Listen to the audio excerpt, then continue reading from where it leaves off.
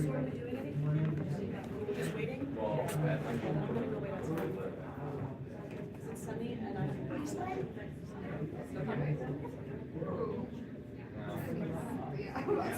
That's the first thing I was my only invitation was to him.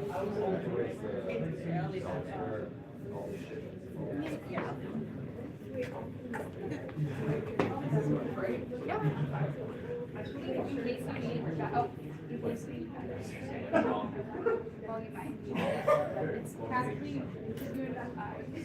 Did you invite anyone? Just what you said right now.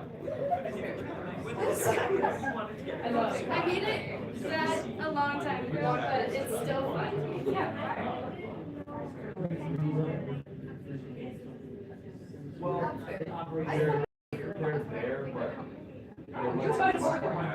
yeah, but like half of the show is good, but half of them are doing the rap show, so Thank you so much.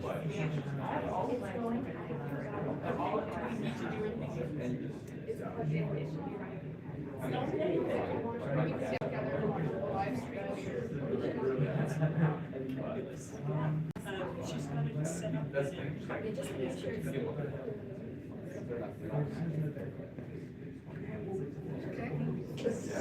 I mean, it's not.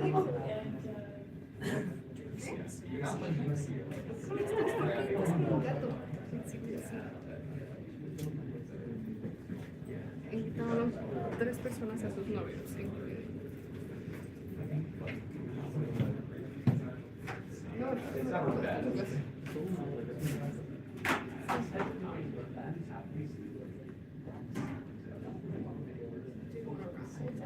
Help yourself to water and whatnot.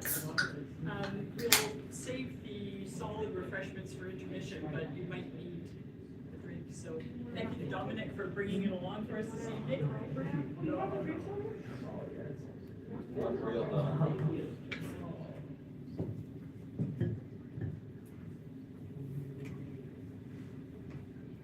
Oh, I loved it.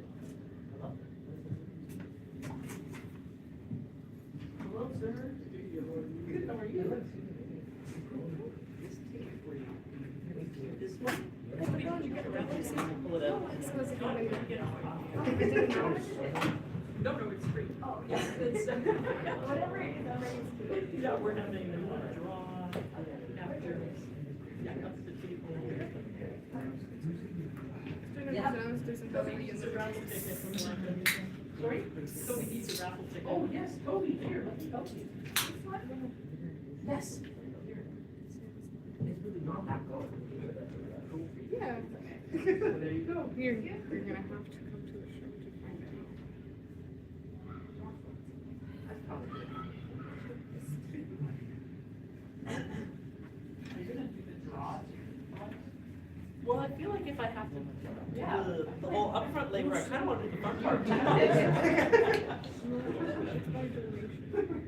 you have a ticket? Is this going to be accomplished? I may have several tickets. Oh, right. Win the raffle. Got a whole That would be pretty suspicious. I'm like, oh, this one has a particular smudge on it. What do we get? I don't know yet.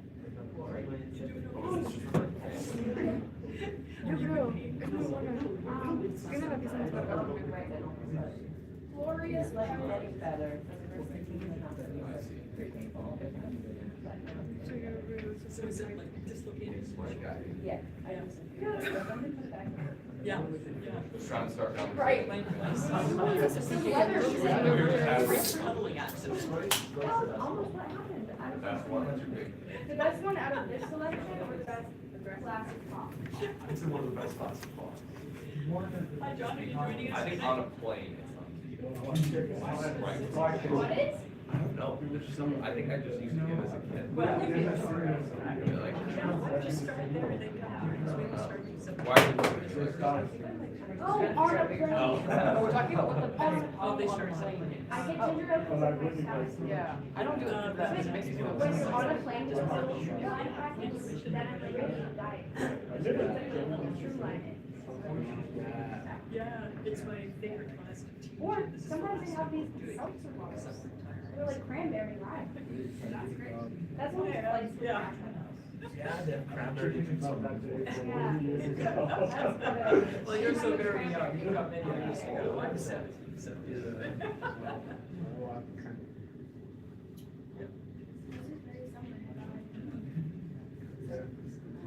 I'm going. No, it's just pineapple.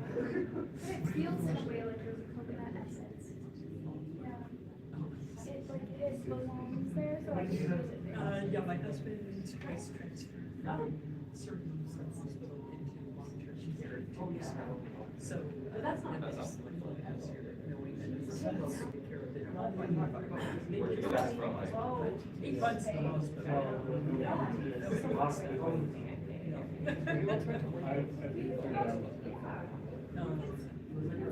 Actually, the struggle, originally was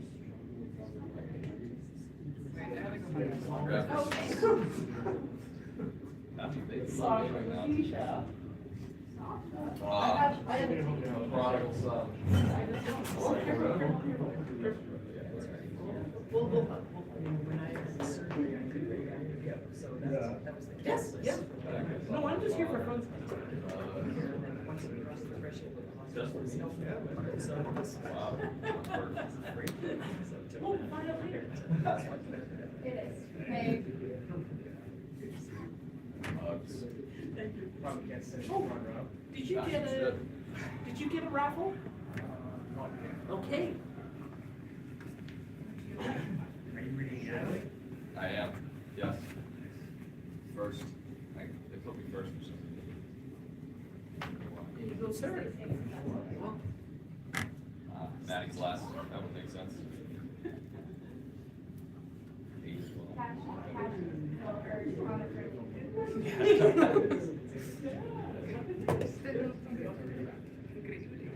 I'm retiring.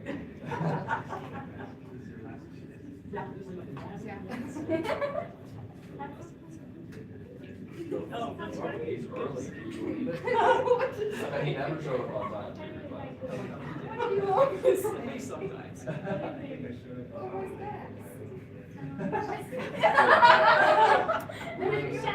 that French? Yeah. That was French. Yeah, that was very much French. 7:30. Did I say seven? Yeah. That's just because you wanted to Spanish and Portuguese. Because I told him like a month ago, I said seven. I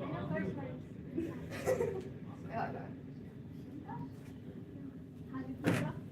You could put that. You know that, what that means? Did I hear that Did I correctly? say- did I I heard say- that as a grunt. Someone just asked. Yeah. Yeah. That's the only one I know. 47. Ah, yes, good, The good. culture. Culture. Awesome student. Everyone gets them. Yeah. How many of you have other people acting? Oh, I like that. No, I graduated. Okay, then we're sharing. Well, they're all our friends, so it's fine. Okay, you can have them. Yeah, Rex and Sam's gonna come. Well, I invited between, one of them wanted to come. That's a lot. That's double everyone else. Everyone else. Maybe all done in one. Well, I invited my boyfriend and I actually forgot to. And then it was fun. Oh, because I was just like, oh, I want to invite Bella. She did it last year and she was like, my birthday. And then I was like, yeah, she brought it, Is he if going wants. Yeah, oh, yeah, oh, Okay. I don't know. Yeah, he said he'd be here right at 7:30. So. Yeah. I don't know. That's not my concern.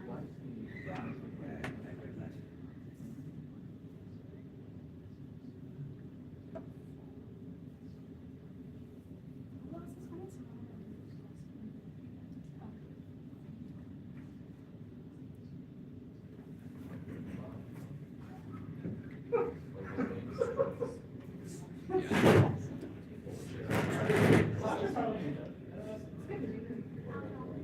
It should be over around 9. You can move to my seat. Yeah, you probably should say.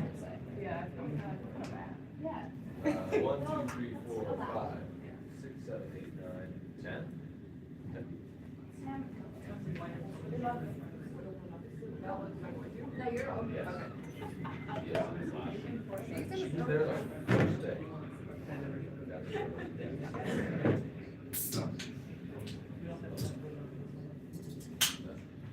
See, that's why I thought they were before, and then I double checked. That never hurt. You go for it.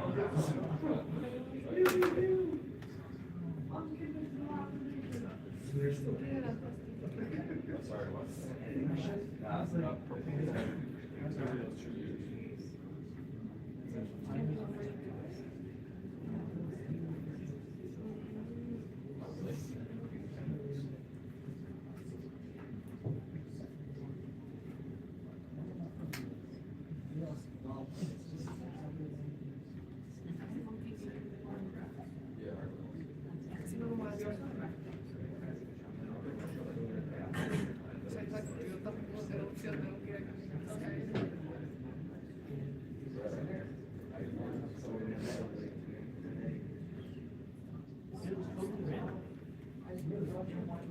Also, like little dogs.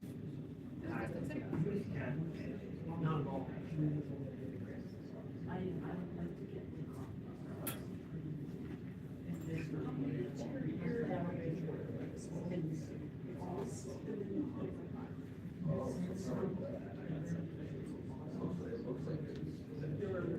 International studies. And the Spanish one. It's fine, you guys online. Yeah.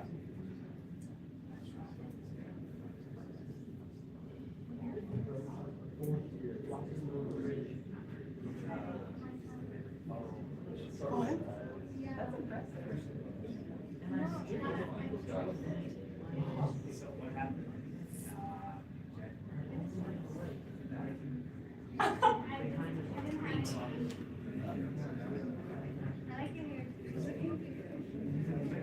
No, I just don't know that it's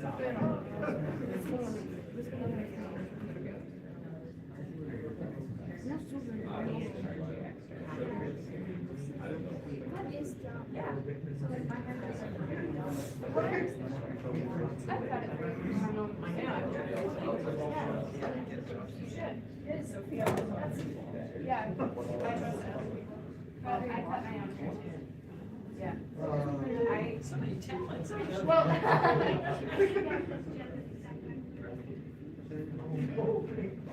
That'll be next year. Great for me. Yeah, I have to.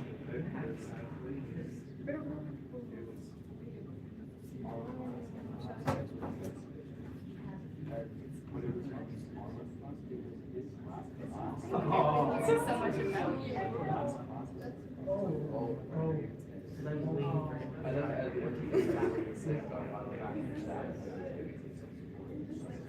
I feel like people have written about it. We've talked about it twice. I know, it's like, yeah, a new character entering a TV show. It's not a picture. Yeah. Right? Yeah. Oh my God, it's just beautiful.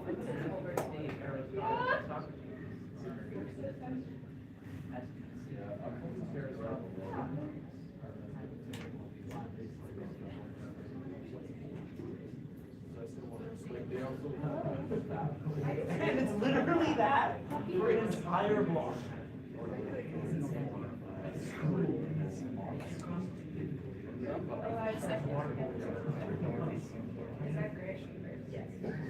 Oh, I was scared of that. Yes, you should be. Yeah. That fear is righteous. Yeah. The first class I ever took. Oh. Walked in and I was like, Where?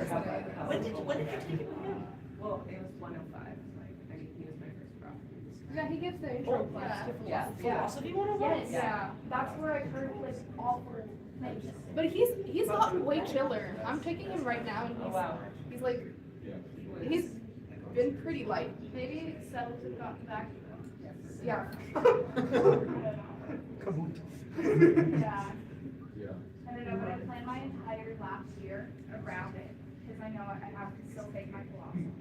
So I was like, I have to take it with anyone but Frankie. Bob Doty's just great. Oh, really? So I found it easy. Oh, Why are they? Well, it's easy. Wait, Yeah, Bob is boring, And but it's still discombobulated. awesome. Yes. She is a Yeah, I have heard great things. She's wonderful. There's a new, I think it's teaching the intro level philosophy. And I, Chamberlain? no, nobody, I walked around the entire atrium and like library trying to find anyone who took a class with this person and no one had, and there's nothing on Rate My Cross. Oh, I hate when that happens. But I'm like, maybe it'll be fine. We can find out. Be the first person to have something. Yeah. No, I want to find out who this guy is. So I can raise it.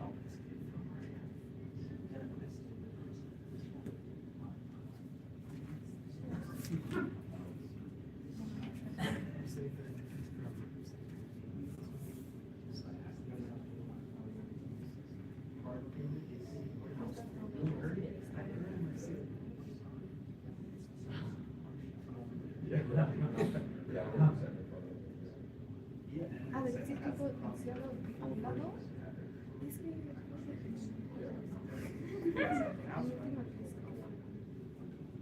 Yeah. Como que al final en algún momento hablé de ti.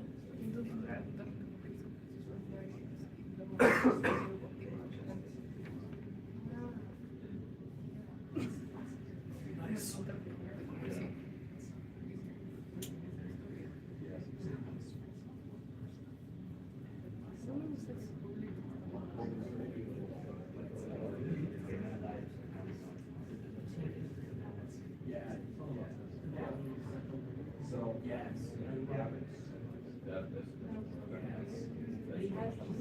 Like adorable.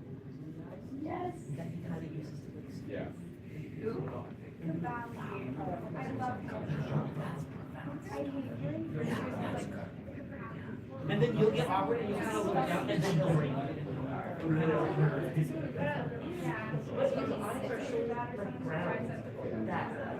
No, So it's just like. Not good, man. And good reasons. And, you know, I don't recommend doing it in the certain time, but you can, organize like class. Everything is due at the end of this. So it can be very light work. wait. Wait, oh, that's, it has a little lag, but yeah. That's crazy. How long? There we go. It's like, a solid 5 seconds. It's like you get to talk to you. Nice silence. Oh, that's really like pointed right at. Yeah, right at you. Right at you. So when I was watching this, I just to see you, like, for the first. So you better react well. Oh, Myron Penner. Oh, no. Yes, he's wonderful. He's great. He's phenomenal. I just did an event for him today. Oh, He's great. like another day. Great.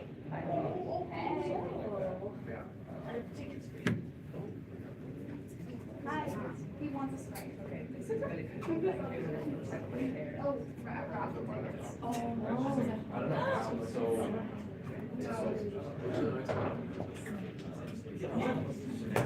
Yeah, I think like, I've read the LinkedIn, most like, you're really, yeah.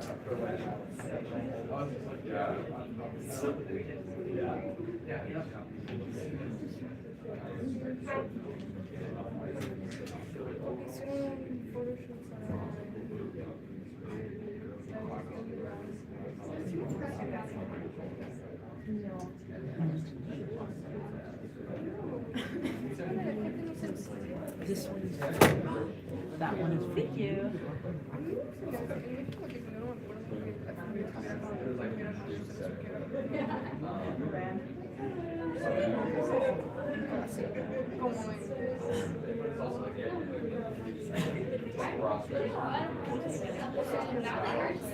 I know, but I like him. Yeah, yeah.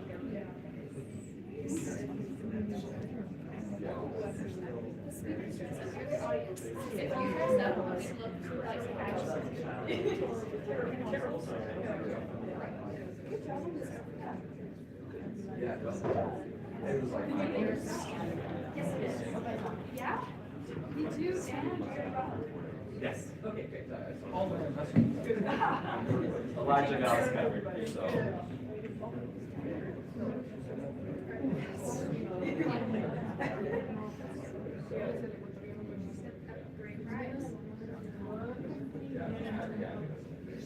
just send me a picture.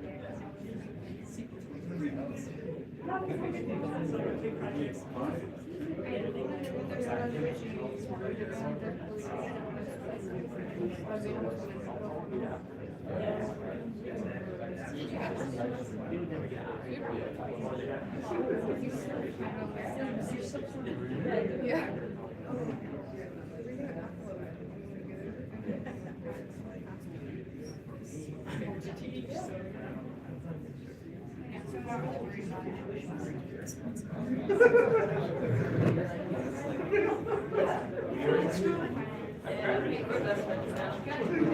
Oh, Hey, I felt bad. Yeah, no, but we were friends. That's good. All advertised.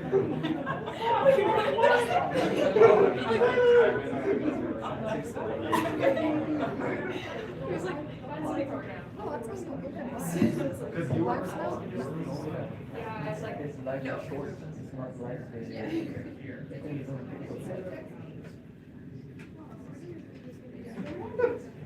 Yeah. I'm nervous after about but I don't care about it. It says. I want to see it.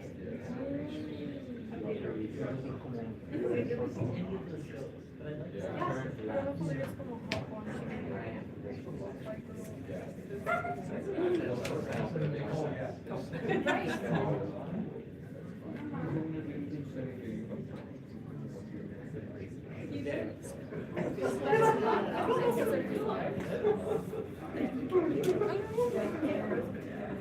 Yeah. Yeah, you can. There's no stress there. Oh, my seat. I don't know where someone put that. I'm sorry.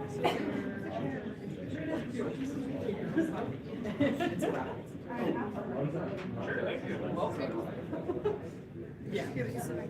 Yeah, just make sure. Hi. Slow. How do you? Oh, it's hot. Yeah, we're good. Okay. Like her overload. It matches you. Oh, thank you. That's so good. I had to get a new one. Elijah, Thanks. what's being raffled? We don't know, it's a surprise. For one each. Free tuition? I'm graduating. Yeah, it's too bad. Get torched. Very much so. Yeah.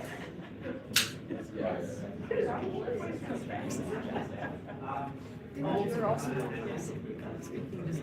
Yeah.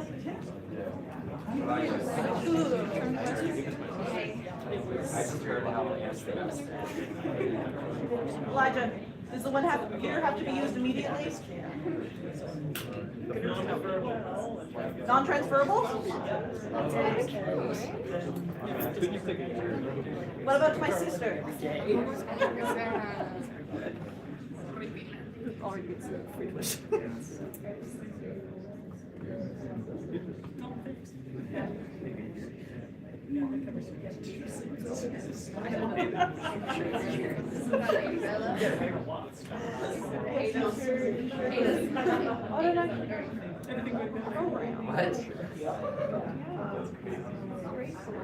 See my lady Teresa? That's from the movie. Yes, it does. Never say never. Why is it?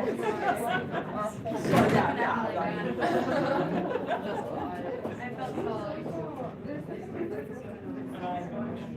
You know what? Bella, right? Surf's not. You love that. Yeah. That's so perfect.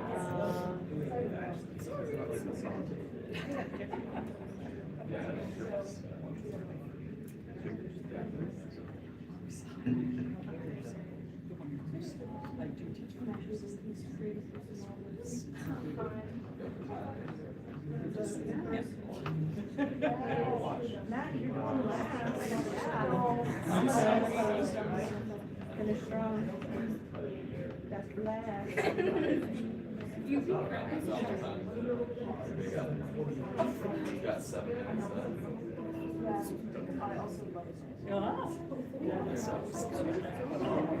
What if those guys are both in a good factory? They should be oh yeah, I see.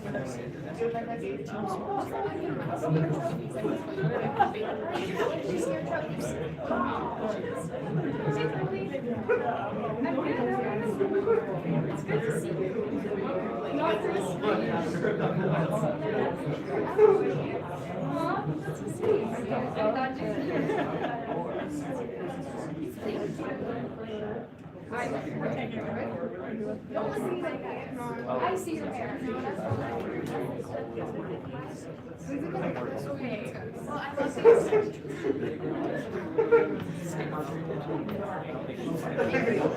Hey, actually, I don't know. Sam, can you check my tag? Alex, can you check my tag? I'm so confused. I bought it off a friend, but she, so yeah. That's good, I like that. Do you remember yet? Does it where? The same place your parents are, your shirts. Just to check the tag. See? Oh my goodness, I realized how much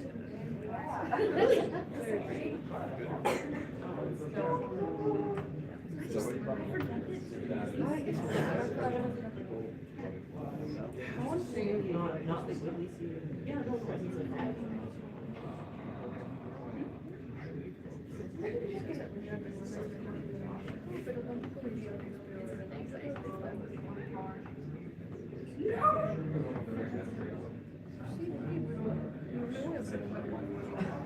Here.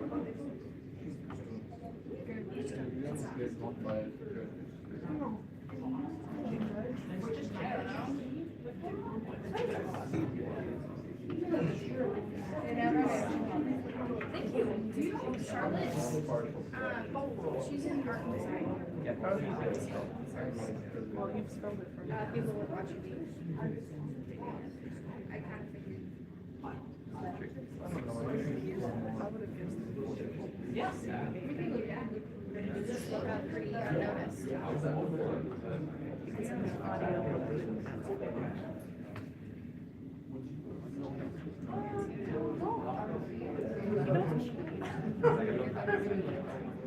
know, I'm gonna go after Dad's.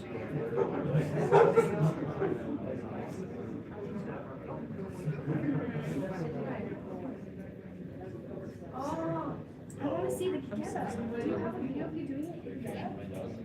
But isn't that insane? And he has an afro and a mustache. I'm doing a disco.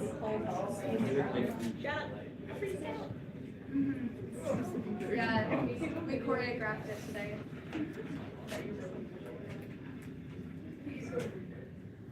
He starts by going like this. And it's not with headphones, it is. Well, as much of a rotation as you can do. There's like parts of it that I forgot.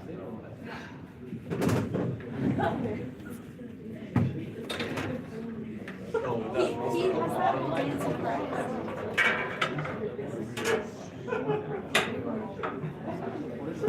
You have to please before you run away.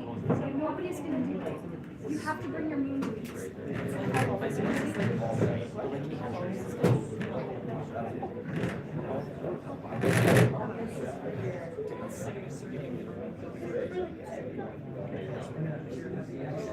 I forgot. I was going. I kind of forgot.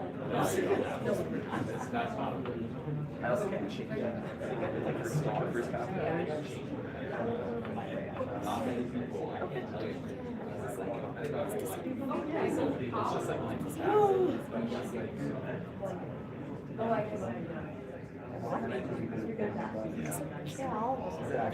Just wait till he gets to the part where he actually can because I told him he can't just repeat it the entire thing.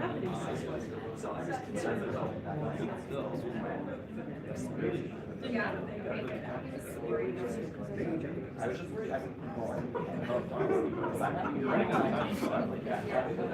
because like you're still paying it at administration. Yes, that's. He's still probably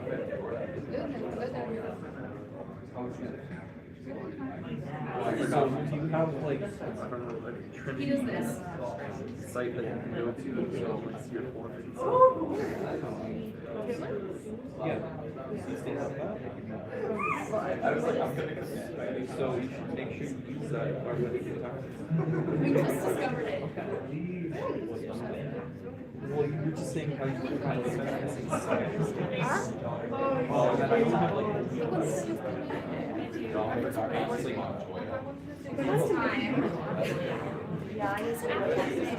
yeah, you should. Because you're like almost guaranteed to get a repeat.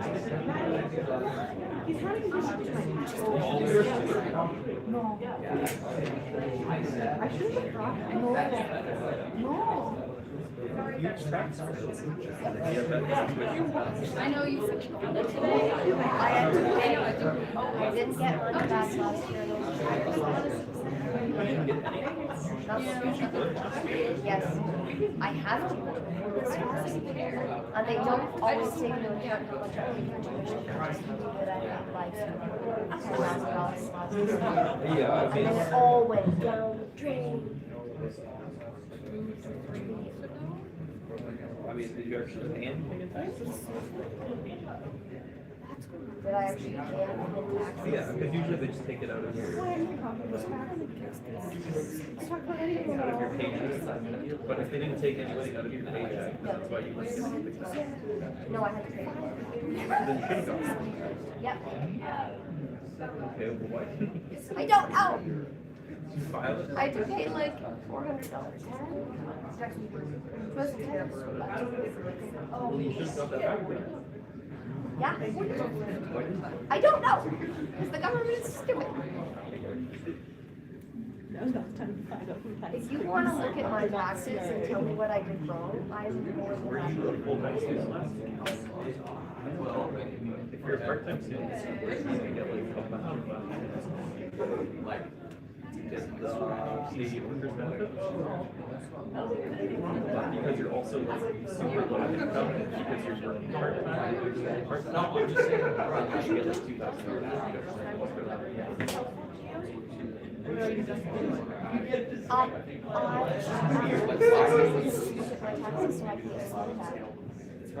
But if you were, that's only if you were part-time. And I don't get the money back? Then you don't get whatever else. Why? Because it doesn't apply for if you were like full-time for any part, I mean, I I've been in this time for 5 years and I still have to take extra summer. That's your own fault. It's actually my academic project. Yes. I have minimal sympathy.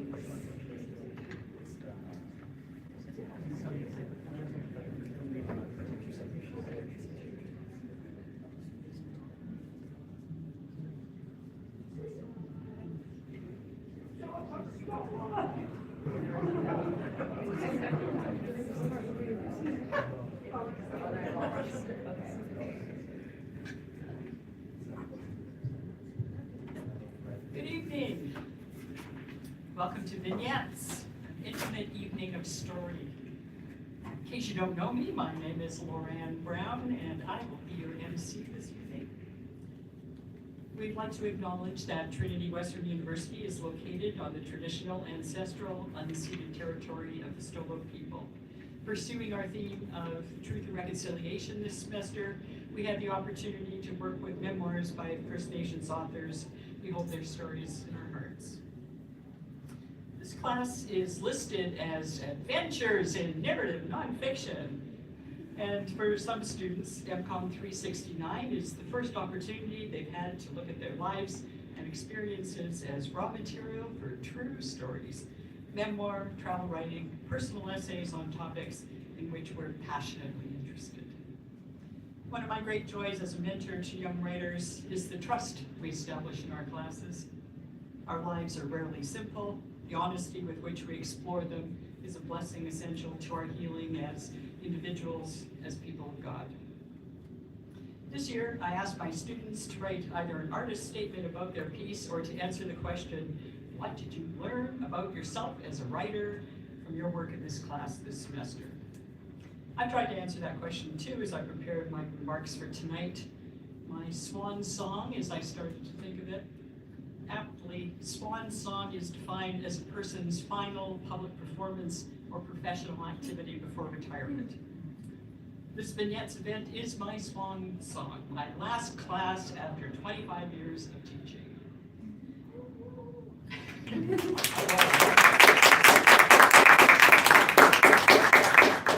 A chance to revisit a piece I read a few years ago on Brevity, a journal of creative nonfiction, which is a great market for some of your work. There, Asa Papataya Buchak, a teacher and writer of creative nonfiction, published an address to my fellow faculty who have asked me to speak about my work. Back then, I was hooked by the title, and as I read it, I wished I'd written it myself. As I reread it recently, I thought I'd like to share it again during this event, my swan song, so I will use it as a framework for our event tonight, to remind you, as writers of narrative nonfiction, of the magic you create.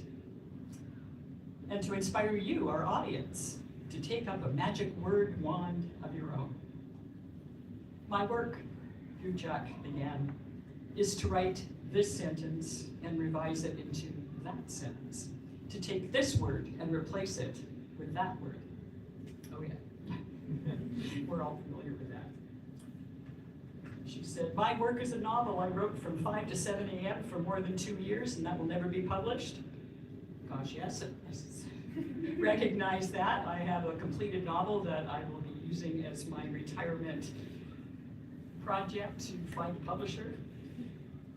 My work, Buchak says, is to be the person you trust to tell the truth, even though I am a known liar. My work, she says, is to see who you are and who I think you could become. To notice the slate gray night lit by a full moon half behind a cloud. To know what it is to want more from someone than they are willing to give. To see the shadows cast by your secrets. To notice an ant that has drowned in a single drop of water in my sink. My work, she says, is to explain my heart even though I cannot explain my heart. My work is to find the right word even though there is no right word. But our readers tonight will provide us with plenty of right words. We'll start with David Saavedra reading Yaneli, a fifth-year international studies major with minors in Spanish and professional writing. David tells us that he learned that he really enjoys writing. Yay! I kind of knew that before he said, but not to this extent. I learned that things that mean a lot to me are fun to write about, and this class has opened a whole new door for me. David.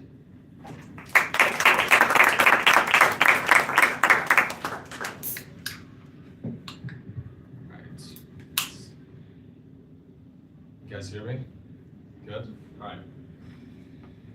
The sweat seeped through my skin, into my clothes, and dripped onto the floor. I took the outside of my hand and wiped it away from dripping into my eyes and obscuring my vision. I took a deep breath and looked up. Not even close to being done, I thought to myself as I gazed up through waterlogged eyes at the church walls my teammates and I were meant to be painting. My soccer team and I were in Paraguay for a service trip and were helping the locals begin to build a plaza and paint their church. I was on the church team.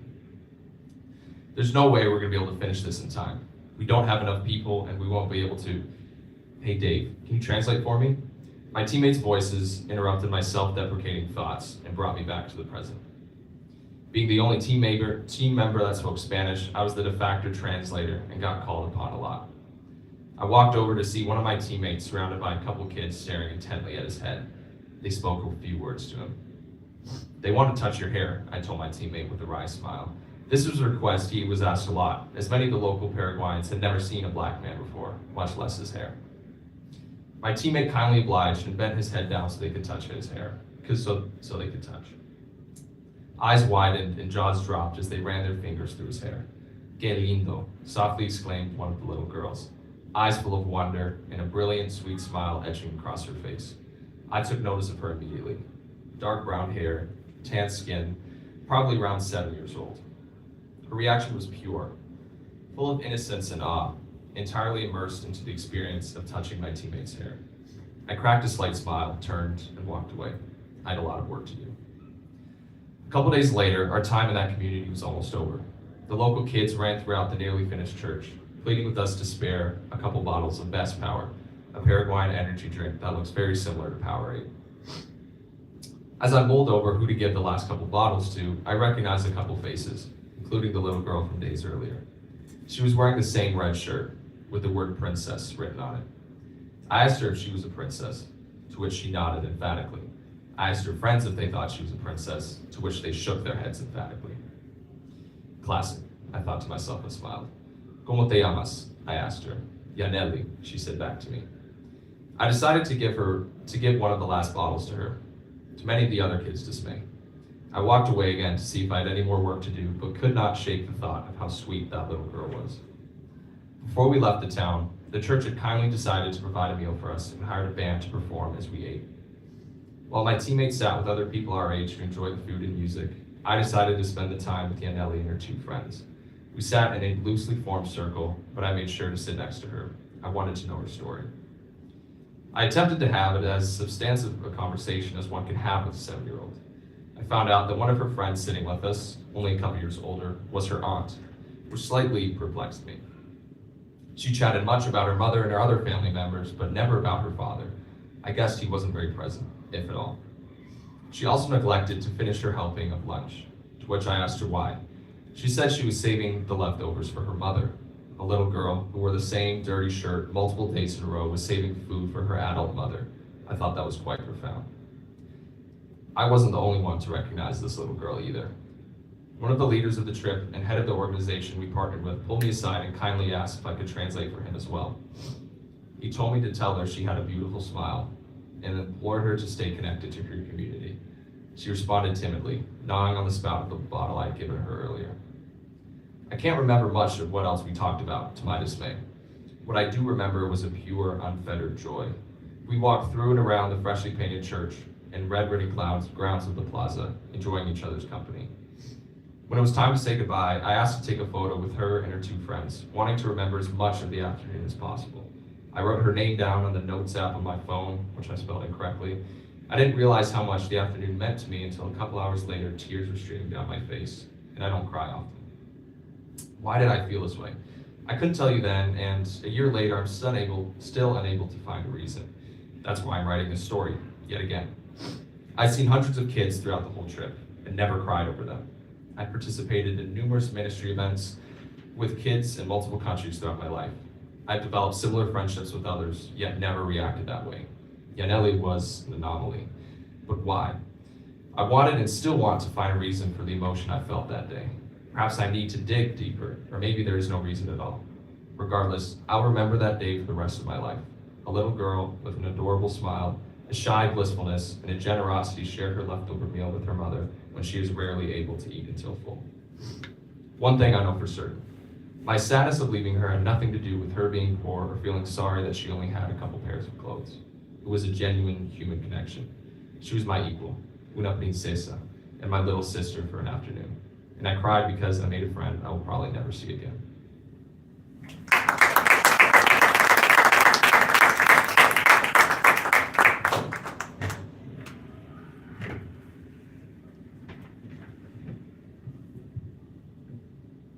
Ashlyn Archer is a third-year media and communication major from Sarnia, Ontario. This piece, entitled The Ache, dives into the observation of the small things, the unsaid, and the all-consuming emotion of care. Ashlyn tells us that MCOM 369 has shown her that writing can connect us in ways we never imagined, bringing us closer through shared experience and vulnerability. Ashlyn.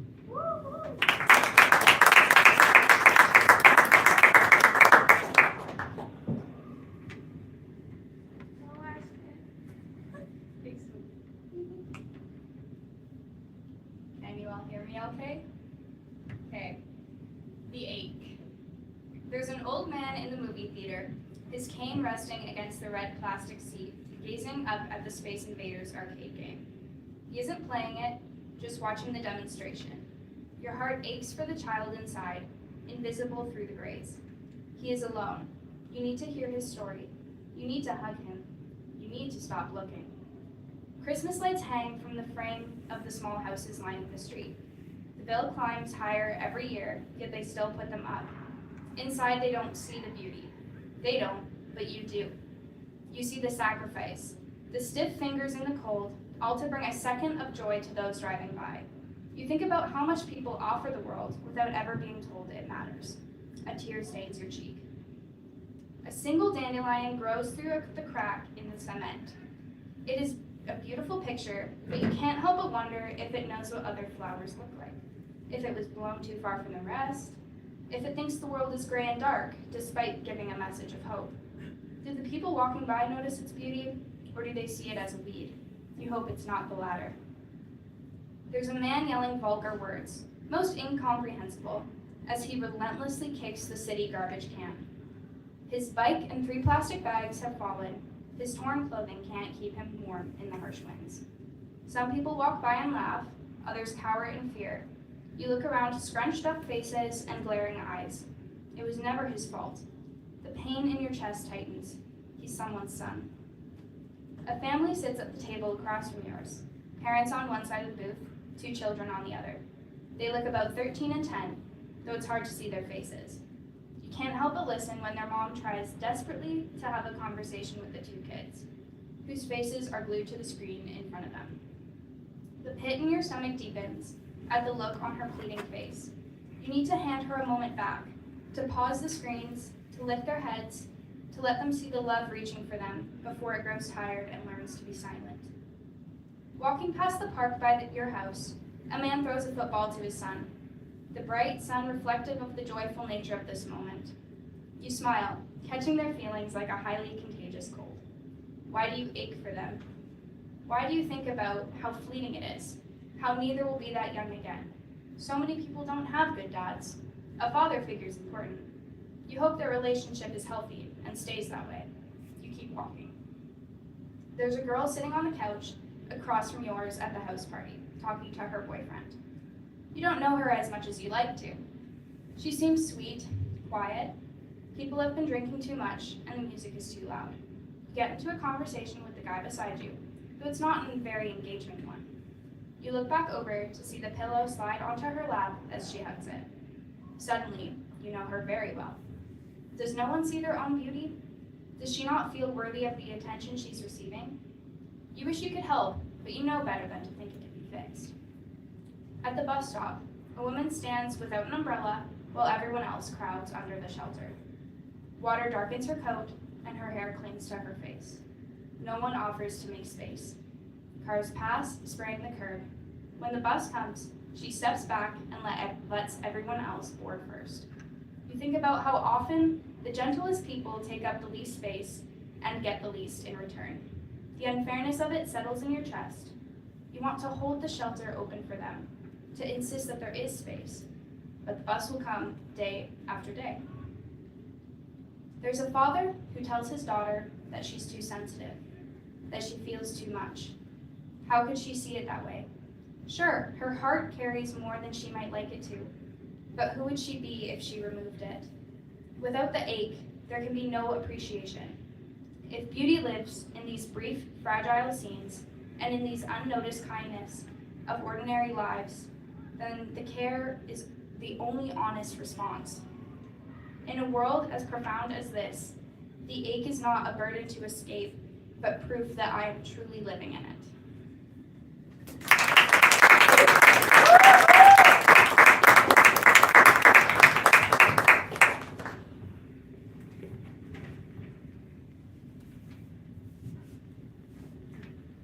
Cooper Heistad is a fourth-year psychology student. One thing I learned about myself as a writer during this course, he tells us, is how meaningful memories, either good or bad, are to me. In an existence so often filled with an apathetic fog, the memories that are foundational to my personality are memorable because they mean something. Whether they are painful or joyful, it is the honor to feel that which burns these memories into my mind. Cooper Heistad, farewell more sour than death.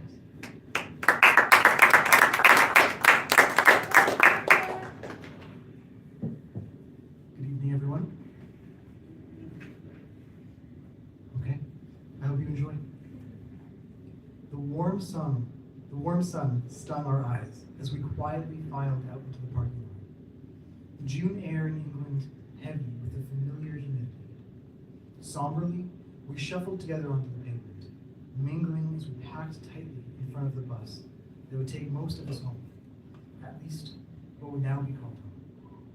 It was the last day of Bible school, the end of 9 months spent building relationships and deepening my faith, all of which now seemed to be swept away overnight. As the line of friends continued to pour out of the hall like sheep to the slaughter, the parking lot became ever more packed. I could feel the anxiety bubbling up inside of me. Like a deafening roar, it filled my ears, crying out to be seen. Overwhelmed, I turned to Isaac, trying to find a way to escape this feeling. Isaac was a 5.5-foot tall Australian man, who looking back epitomized the hobbit-like characteristics of Marietta from the Lord of the Rings. Wistfully, he pointed towards the lamppost in the corner of the lot as a better vantage point to escape the claustrophobic pasture. We pushed through the crowd and began to climb. Like the limbs of a tree, the stone column held us up until we had made it to the solid roof at the base of the lamppost. Holding onto the cold metal spire, we gazed over the world that had become our home. Looking over the lot, the feeling of loss glimmered in similarity to my last time saying goodbye to friends. It was graduation camp, and the night before we left. I climbed a slender oak tree that sat above the campfire. From there, I watched everyone say their goodbyes, knowing that once they woke the next morning, everything would be different. From my vantage point, the isolation was palpable. Like the tree limbs reaching out for the warm embrace of the fire, I felt myself reaching out for some semblance of connection. But when I pulled my hand back, nothing was in my grasp. I was so close, I could see the pain of losing someone that you could love, but couldn't feel the loss. It felt empty and alone. But now, atop this column, this was not them. This was love, not loneliness. This was connection, not distance. The sound of the bus's horn cut through the air like a knife through butter. It was the universally understood signal to leave. Like a hurricane, the lot erupted as everyone rushed to say goodbye to those whom they loved. Friends embracing friends, holding on for dear life, knowing that this would most likely be the last time they would ever see each other. The tears flowed like rivers in spring, as if all the snow and ice built up from the winter were melting away at once, carving a path in their hearts across their cheeks. I gave Isaac a quick look and leapt off the column. Quickly, we hugged everyone goodbye, rushing through friends, casting aside care to make sure each person who had an impact on our lives felt seen. Whether through denial or overwhelm, I was able to hold back tears and smile. I was able to tell through my friends that I would see them soon and that I loved them. I was able to crack a joke about coming back to visit next summer, knowing I never would. My composure was passable until it came to saying goodbye to Ben. Ben was a boy who had come to school scared, anxious, and alone. I had seen him as a memory of the boy who I once was, and made it my mission to make sure he felt safe. Once we locked eyes, the tears could no longer be held back. We embraced as the dam broke, holding each other and speaking the same lies that we had told so many others. Then, in a fluster, he was gone, walking towards the bus as they cried for the last call. As he walked, I reached out with one last attempt not to lose him. Not like this. My hand extended fully to grasp him, to hold on to this moment for 1 second longer. Then, my brother, my ward, all the laughs that we shared, the care we held for one another, the pain we endured crashed over me like a tidal wave. Like a rogue wave, it pressed me back into the crowd that surrounded me. My hand brushed the back of his shoulder, and just like that, he was gone. Once a brother, now a stranger. In the blink of an eye, the door shut, and silence prevailed. We cleared a path and waited, watching in the gloom of the evening trees, waiting impatiently for the bus to leave. With a hiss and a groan, the bus began to move. Sounding off like a starting pistol, our race began. Bare feet slapped against the cool cobblestones, we ran towards the front gate for one last chance to say goodbye. Through the courtyard we raced. Stone rooms, once full of color, now stood pale as we ran. Bursting through the front door, we flew. Down the hallways that were once illuminated with laughter. Bursting out onto the croquet lawn we ran. Sprinting as fast as we could. Feet slipping, memories fading. We ran like we had to. We ran like our lives depended on it. As if we could reach the gate before the bus came, somehow we could stop all those we loved from leaving forever. Up and up and up we ran, past the dining hall and the tool shed, flying as if on wings, past the pool where Ezra had learned how to swim, past Maddie's house where his wife, Gemma, had lost their first daughter. We saw the bus ahead of us, moments of home flickering through our minds, moments that we knew all too well would soon be gone. We waved as we ran, as if to call them back, as if we were begging them not to leave, as if this were some joke or game that had gone too far. One where if we waved just a little harder, the bus would stop, and we could go home again.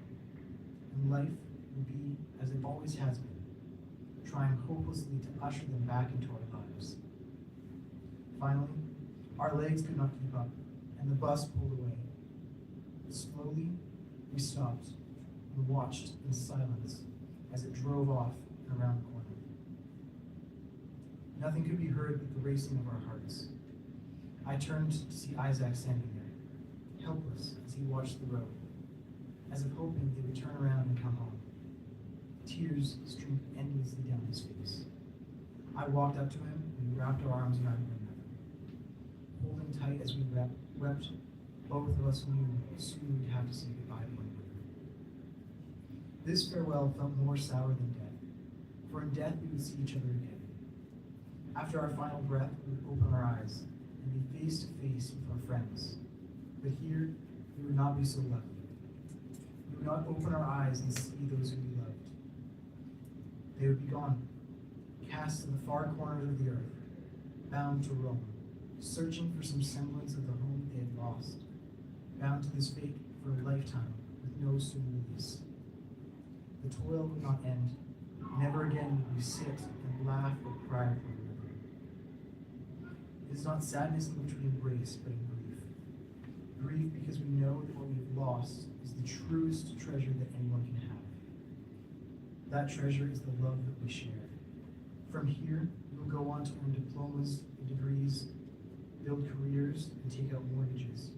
But none of these will compare, nor will they ever. For as long as there is breath in our lungs, we will search for the love that we have found here. Thank you.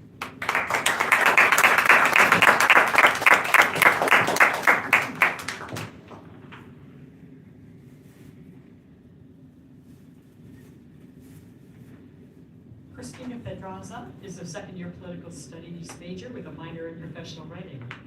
Whispers of Freedom is a piece that explores the acceptance of uncertainty and the weight of expectation. This course, she says, has taught her that through each story we share and each story we truly listen to, we are brought together in unimaginable ways. Christina.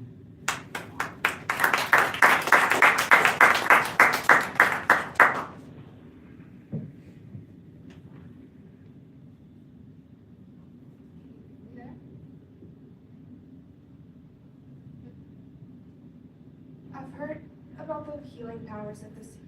ever since I was running around with crayons in my hand. The sea's mysterious nature and strength was talked about like a little secret shared in my sleep. Between chuckles and loud voices, my mom would whisper, "The waves wash away all the bad," as she talked me into running into the sea to get over my blinding fear that a shark would eat us. She reminisced about daily life in a warmer climate, closer to the sea she loved so dearly. She'd say that the sea's always there, to cure even the toughest of the world. The sea my mom holds so close has surely infused the air I breathe. I yearn for the sea now more than ever, as the weight of the future hangs over my slouched shoulders. The free flow of the water reminds me of all I wish I was. Of all the things in the world, I consider myself first and foremost a planner. I plan my days as diligently as others pray. Like a game, I jot down when I'll eat, work, rest, have fun, and everything in between.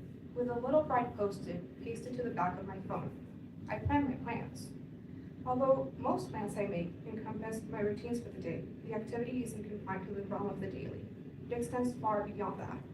I want to know where I'll go next, in the next week, next month, next year. Without plans, I feel stranded at sea, waiting for the waves to wash me away. Another parental teaching has etched itself into the corners of my brain. If there's no map, how will you ever get where you want to go? This idea, supplied by my dad, roars inside as I plan away. Thanks to it, 10-year plans used to be my favorite to create. They were maps that let me know every single step I needed to take. I concocted them in a day and followed them diligently for years. Every concrete step, moving me towards who I wished to become at the time, a doctor. 1 month before my 10-year plan crashed, I was supposed to be refocusing on the goal, one that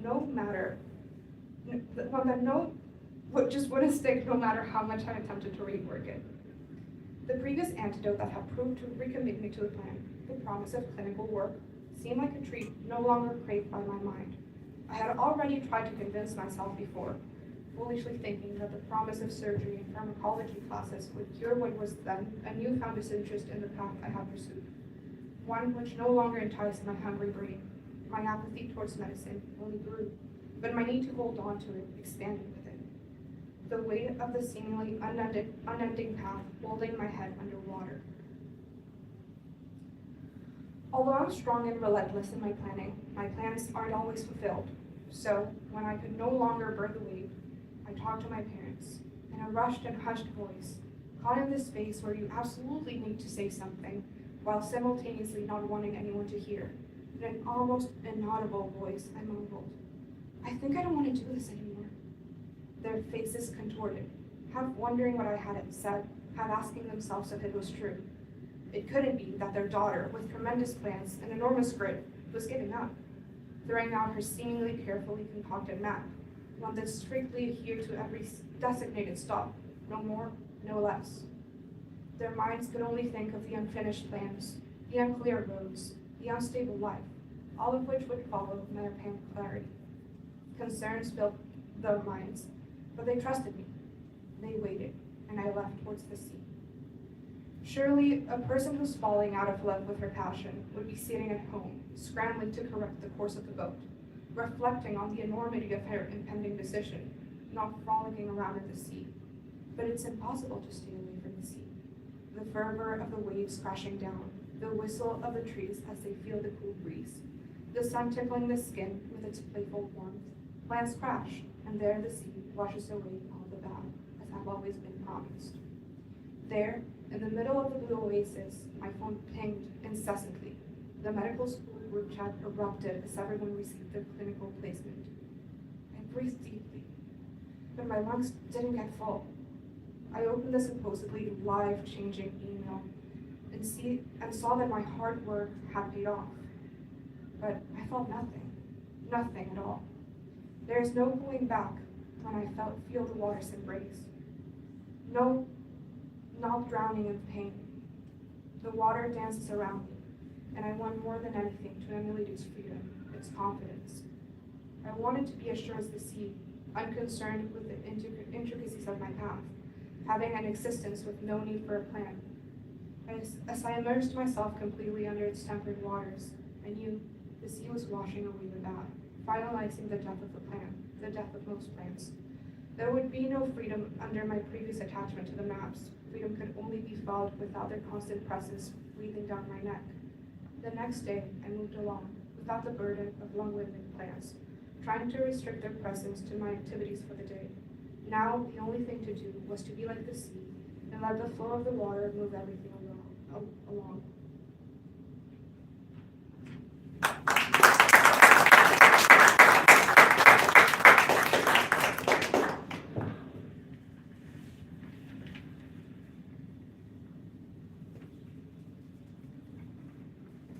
Philosopher Children focuses on the everyday questions of life. Elijah Nikiforuk, an international studies major originally from Toronto, finds MCOM 369 has taught him a great deal about the patient art form that is creative writing, a new skill that he looks forward to building upon well into the future. Elijah.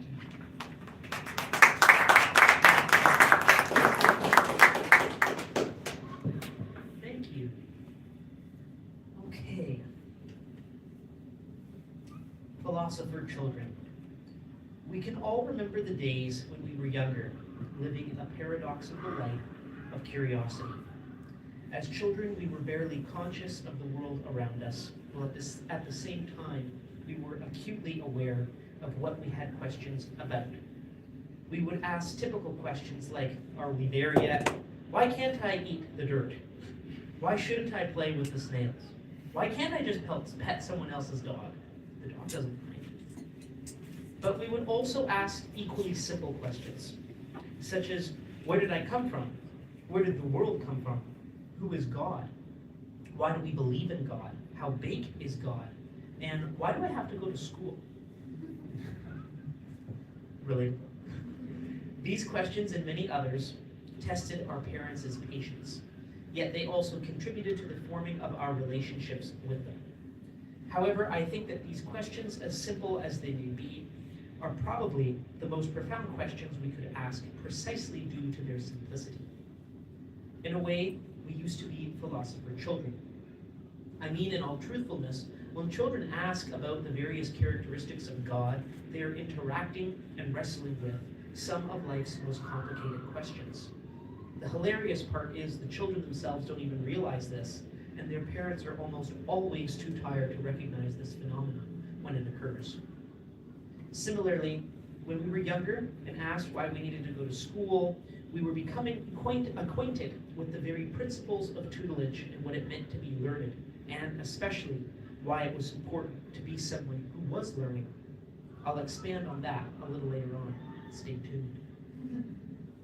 So then, my question to us all, to all mature people, is when did we stop asking life's simple questions? And why did we think that that was okay to do so? When did we decide that we needed to move on to the more pressing questions we thought life was posing to us, or that we should really graduate to thinking about bigger, grander, and more prestigious questions or thoughts? Was it ego? Or was it an intellectual form of laziness that conversely motivated us? I don't know. That's why I'm asking. Personally, I believe that we should revisit these questions, even if it may be perceived as an exercise in futility.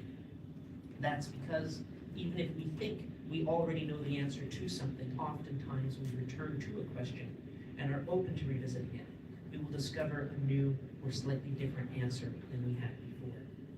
So then, I would posit this. Buckle up. We should be asking ourselves, why is the sky blue? Why do we dream? Where was I before I was born? Can I get back there? What makes something alive? Why do people laugh, cry, etc.? Are we really displaying our emotions when we display our emotions? Are we really sharing when we're sharing? What makes something ours? Why do people have different names, and what do names mean? What does growing up look like? What is love made of? What is maturity? What is time? Why does time feel fast sometimes and slow at other times? What is joy? Who decided what is right and wrong? What are life's rules and why do we have them? Can we change these rules? Can we really change these rules? We could also be asking ourselves, why do people believe in different things? Why did God decide to make everything? What does it mean God hears every thought? Why does God put up with us? Does God choose joy? Why do people need sleep? Why are we made unique/different? Why do we forgive people? Why do people make mistakes? What makes someone a good person? Do we all know God, and can we all know God? Why do we have families? Why do people sometimes feel isolated? Why do we make friends? Why do friends sometimes fight? Who in history said thank you first? Can you keep happiness forever? Should you keep happiness forever? What does hope and what does hopefulness look like? Why do we keep going even when things get difficult? Why do we wonder about things? What is the biggest question of all? Why don't we ask ourselves these questions?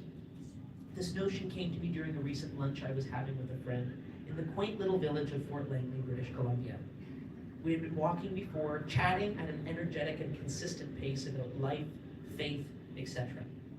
Then we decided to step into a Japanese restaurant before we would venture back to the campus of Trinity Western University. For our final set of readers. Thank you very much.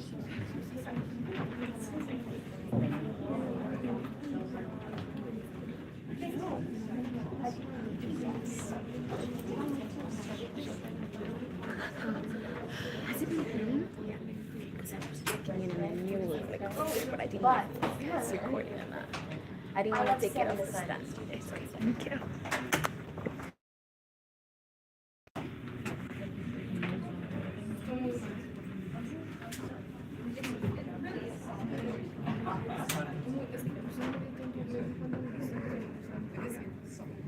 This is the question I like to ask on a daily basis.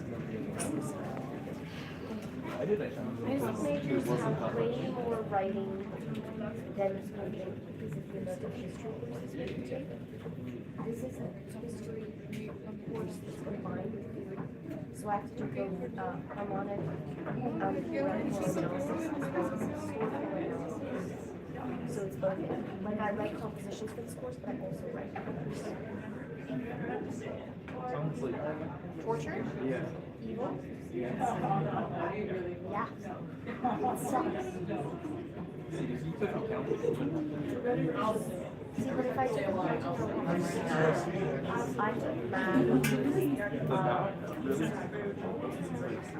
Math last semester, and I almost no. I like that you added the yes. No. you know what happens when you like add two No. numbers together? No. I don't. I know how to count to 4 and that's it. You sell popsicle sticks, and at the start of the year you have 5 popsicle sticks, and at the end of the year you have 2 popsicle sticks. That's not correct. How many popsicle sticks did you sell? I didn't sell any of them because I ate all of them in one sitting. Popsicles. Yes. Well, you don't eat popsicles. It's like the one part of the popsicle you don't eat. Good eating. It's on the plate. This one didn't put it's on the plate with the cookies. That's right. Fine.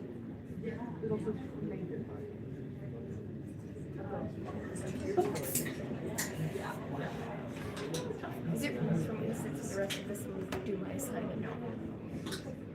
You don't type loudly.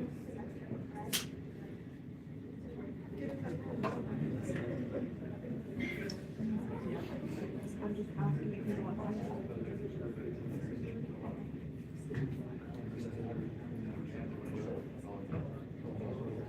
the hidden message. I like pineapple. You like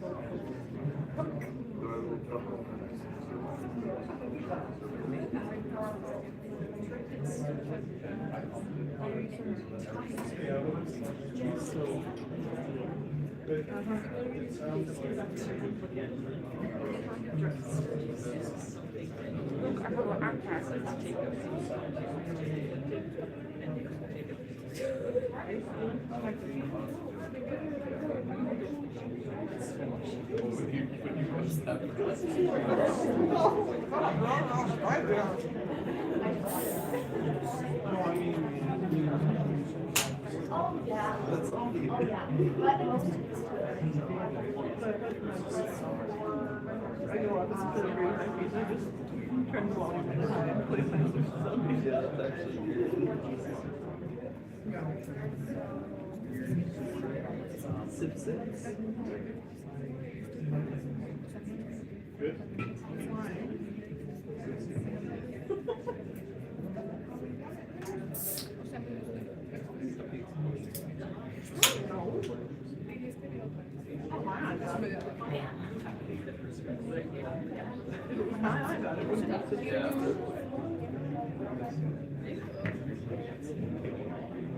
I know. It's fun because there's moments that you experience the reaction. I'm mad about this. They accelerate. I'll get some vegetables. Go.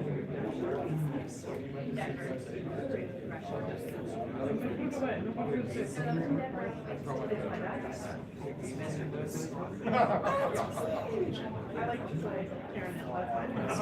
I understand.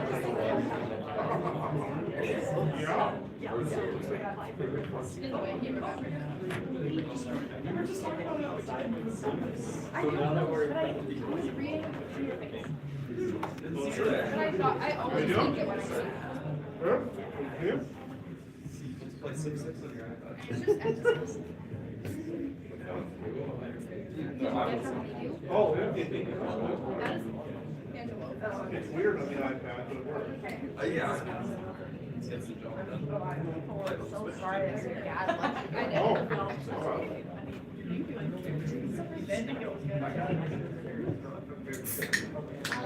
Yeah. I'm gonna do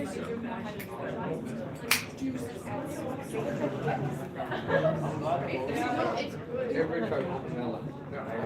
I just know. That's the little.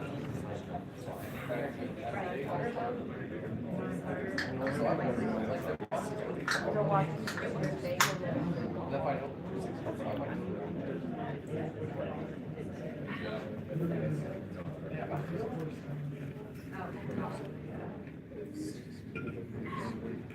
Balance meal.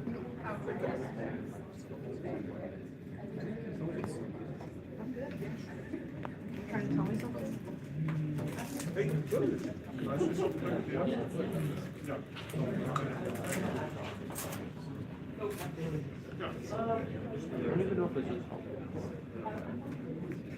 it's literally celery. yeah, but what is like what like does it have any vitamins? It has springs in it. Like I think it's like the purpose is that it fills you up at like 0 calories. Yeah, no, I'm sure she'll be happy to talk to you. The springs get in your teeth. Then it flops. That's the problem.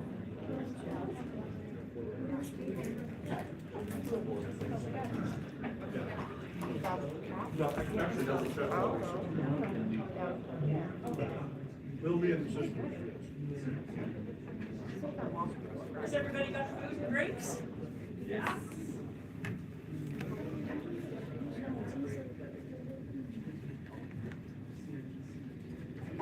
Don't hesitate to grab some more food.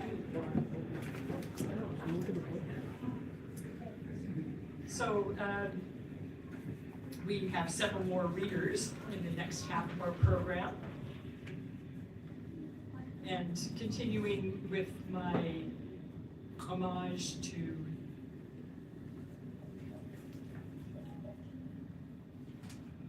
I have to find her name because I don't have it memorized. Asa Papatai Buchak, teacher of creative nonfiction, continuing her essay as part of my swan song here tonight. My work, she says, is to pay attention when my mother says, I cried all of my tears that first year I lived in Turkey. To pay attention when my mother says of her freshman roommate, it was like Tigger rooming with Owl. To pay attention when my father says, you should sit by my side and write down everything I say like the prophet. To pay attention when my nephew says to his sister, all your teeth are sweet teeth. To pay attention when my nephew says to me, I'd like to see how long you'd last in Azkaban without a book.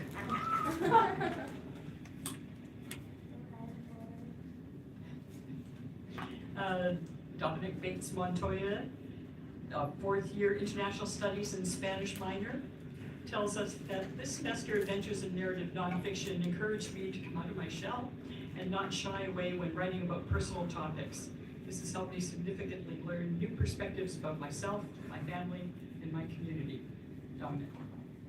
Film album of growing up.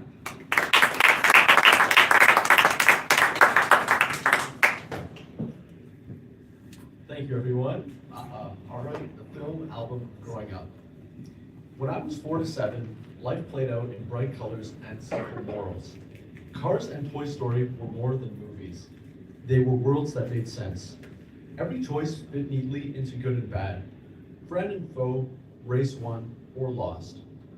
Lightning McQueen's obsession with winning spoke to that little kid hunger to be noticed, while Woody taught me what it meant to lead, even if you weren't always sure where the next adventure went. I saw those films so many times, their characters felt like family. If I fell or failed, it was never the end, but instead just another scene waiting to be fixed before the credits rolled. Those stories gave structure to a childhood still small enough to believe that simple courage solved everything. Then came 8 to 12, when imagination grew teeth. Indiana Jones, James Bond, and Star Wars shaped how I thought real life worked, full of danger, charm, and impossible escapes. These weren't toys anymore, they were templates for adventure. I wanted to be the kid who could outsmart traps, save the day, or at least hold a secret smile like James Bond.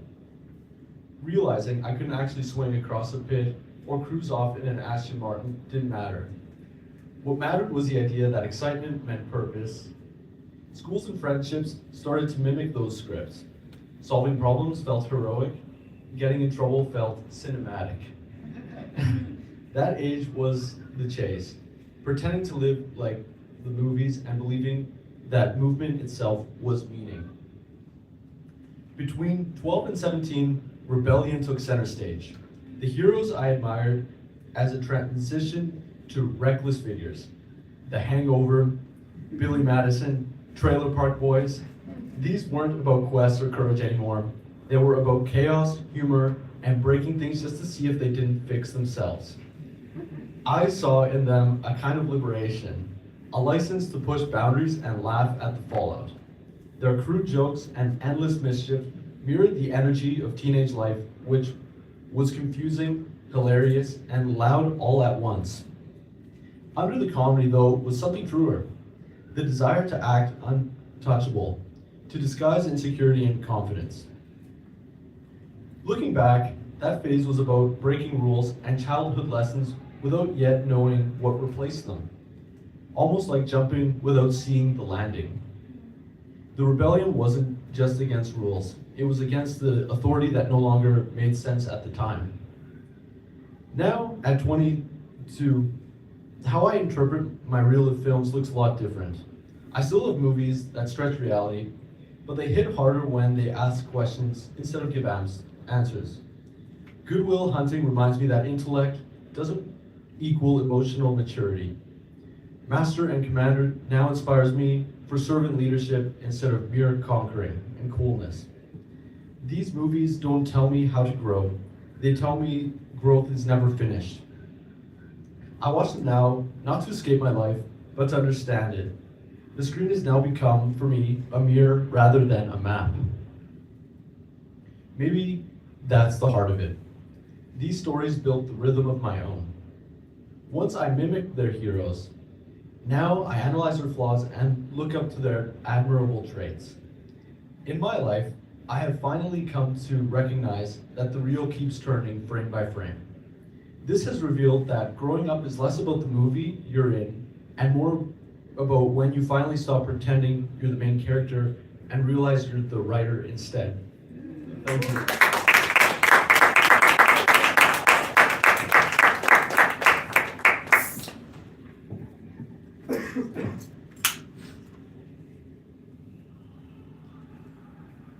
Fifth-year poli-sci major with concentrations in English and a minor in MCOM.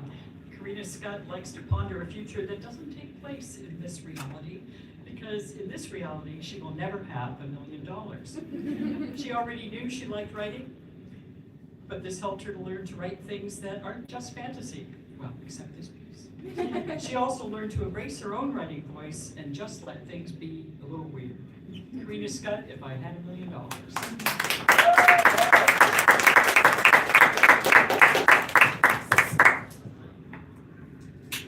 Before I begin, I would like to apologize to everyone who will now have this song stuck in their head. Part 1. If I had $1 million, I'd pay off my friends' university debts and then set up college accounts for all of my cousins, except the one who's got less than a semester left. If I had $1 million, I'd get plastic surgery. Nothing crazy, just removing fat here or there where I'm insecure about it. My chin, my stomach, things like that. I'd still look like me, I just would be able to wear tight clothes without being paranoid that everyone was noticing the same flaws I see in the mirror. Maybe that would just cause me to notice other things though. If I had $1 million, I'd take my boyfriend on a trip, because he hasn't gotten to experience a lot of travel, and that's crazy to me. We'd take a heck of a world trip, Europe first, followed by everywhere I've ever imagined visiting. By the end of the trip, or trips, I'd check every continent off my list. Part 2. If I had $1 million, I'd buy a helicopter. I get motion sick, so a little plane isn't the best idea, but a helicopter works better. And it's pretty cool, especially here in the Fraser Valley, where the views are amazing on a sunny day. It would be cool to be high up and be able to see the top of the mountains, not just the sides. If I had $1 million, I'd be able to afford the down payment on a house, probably on Vancouver Island. Most of the specifics don't matter, but I wanted to have an entryway closet, a laundry room with enough space and ventilation to hang dry clothes in it, space that could be an office or a craft room, and an in-ground pool. Ooh, and a secret door somewhere. If I had $1 million, I'd pay for a bunch of renovations in my parents' house. New cabinets, making sure it's more flood-proof, adding an extension, improving and soundproofing an office for my dad, that sort of thing. Part 3. If I had $1 million, I'd try to bribe PBS into continuing my favorite show, World on Fire, which they discontinued. If that didn't work, I'd track down the writers and get them together to write more, so that at very least, I could read some more of the story. If I had $1 million, I'd get a pet newt or salamander. It's one of the few animals my mom would actually let me have while I still live in her house. We already have a cat, and he hates dogs, and what's the point of a hamster if it's just going to die in a crazy circumstance? Probably a tiger salamander, because you can hold them without getting toxins. If I had $1 million, I'd get seasonal passes to the aquarium, and to the zoo, and local museums, and pools, and all sorts of stuff like that. I feel like it would be fun to go on a regular basis. I just don't want to spend $40 every time. If I had part 4. If I had $1 million, I'd go buck wild at the grocery store. All those things that look interesting but I've never quite justified buying, like those really weird jelly candies, would end up in a massive cartload of food and snacks. I'd be set to survive the apocalypse by the time I was done. If I had $1 million, I'd invest it into stocks so that it could grow into more than $1 million. Then I could do more of the things on this list, or just loop this one until money had no more meaning to me. If I had $1 million, I'd get someone to track down a restaurant that I went to years ago in the mountains where I had a phenomenal burger. I want to have that burger again, but I can't remember where it was, and my classmates tried to find it and couldn't. If I had $1 million, I'd hire someone to do my taxes for me. With $1 million, I have to assume it would be more complicated than it is with my measly summer job paychecks. Part 5. If I had $1 million, I'd make a lot of jokes about a small loan of $1 million. If I had $1 million, I'd get an incinerator, hook it up to a truck, and take it around Vancouver Island to collect and incinerate Scotch broom, an invasive species that's really hard to kill without an incinerator. The seeds can survive 30 to 80 years. Last summer, I promised Jen from Comox, South Dakota Waste Management that if I ever had enough money, I'd buy them an incinerator for this purpose. She might have thought it was a joke, but it was not. If I had $1 million, I'd buy the bare naked ladies some clothes so they wouldn't have to be bare naked all the time. Maybe a green dress, but not a real green dress. That's cruel. If I had $1 million, I'd buy a bagpipe and take bagpipe lessons. I don't like love the bagpipe or anything, but I can't help but think it would be really fun to play. And I could play it in my sister's room while she sleeps, which would be really funny. I don't have $1 million, and in this economy, I kind of doubt I ever will. But I can't help but think about it. There are so many things where if I just had a bit more money, imagine what cool things I could do. And yet, there are people who would look at my bank account and say, if I had $1,000, maybe the phrase should change in my imagination. I don't have $1 million, but I do have family and friends who love me as I am. I don't have $1 million, but I do have a safe and beautiful place to live.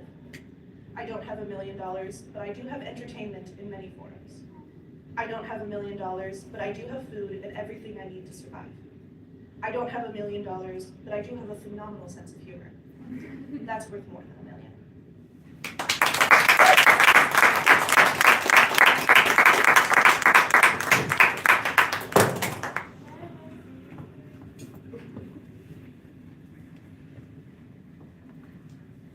Isabella Beckford is a fourth-year MCOM student.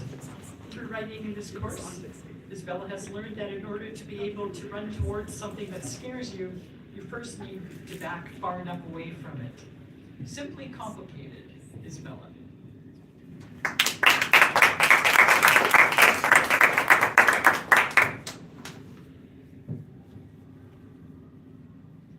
When I was a kid, I thought I was pretty smart for cracking the cheat code to the purpose of life, which is that there's basically just two simple parts, good and bad. Everything else is a combination of the two somehow, but with other names. Take emotions, happy and sad. Ethics, right and wrong. For most parts of life, everything else falls somewhere on each side of the binary. I thought between the start and end of it all, life generally ends up as a simple combo of good and bad. And if the good outweighs the bad, you're on the right path. Then things started to get more complicated. Nostalgia, bittersweet moments, anxiety and excitement becoming one. Somehow, it seems that with every beginning comes another ending. Stability doesn't last, like it seemed to when we were kids. The most permanent thing in your life can be ripped from your hands overnight. Nothing's simple anymore. I don't know why it all feels like this now. It used to be so easy. So much has changed. Even the finality of death. Is it really final at all? Think of it from a Christian standpoint. Shouldn't we view death as the ultimate gift, the gateway to rejoicing, celebration, never-ending joy, reaching heaven? As to wish for death is to wish for the sweet release of nothingness, to be free from the bounds of time, and to finally find peace and happiness. But death cannot bring complete joy without the absence of love. So is there no true love without loss? No true joy without suffering? No true life without death? No true death without love? I wish that upon many people I know. Peace, happiness, freedom, release. But for my own selfish reasons, I don't want anyone to die. I'm sure they're probably pretty happy about that. As we get older, the complexity of life as a whole increases. Everything gets mixed together and flipped upside down. It's not simply good or bad, simply right or wrong. So much that was once straightforward ends up muddled and subjective and just so complicated. Right now, I'm in the stage of life where it seems like the older you get, the faster life runs. Everything just keeps hitting you harder each day. There's a constant push to get right back up again when you fall down. There's almost no time to breathe. But I've heard of the slower side of things. How, when you're older, hyper sugar rushes melt into breezy molasses. Sunsets flood your eyes with orange and become all of what you came to see, instead of just a pretty backdrop for the main show. Simplicity returns. I'm looking forward to a time when we're able to see things as less complicated, while being able to fully understand them in their fullest sense. But in the same way, I wish this current stage of life I'm in could last forever. It's complicated.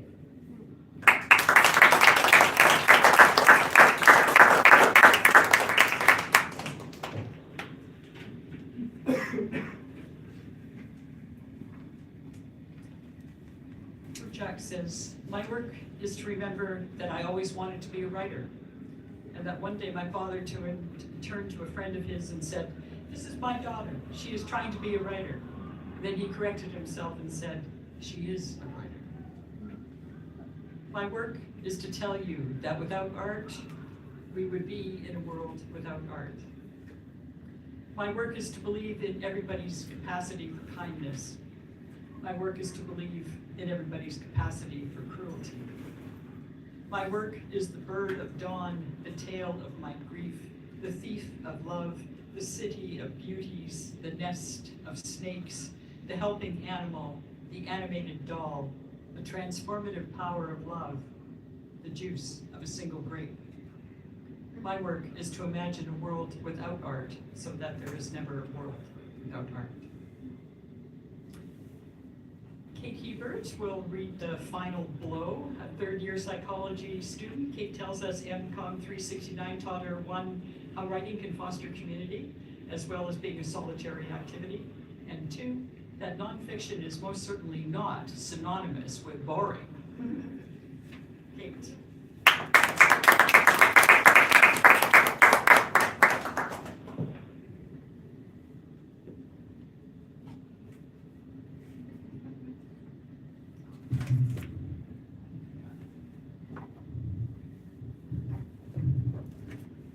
Can you guys hear me?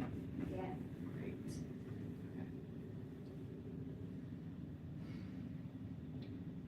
After that day, the 5 of us never went slinging again.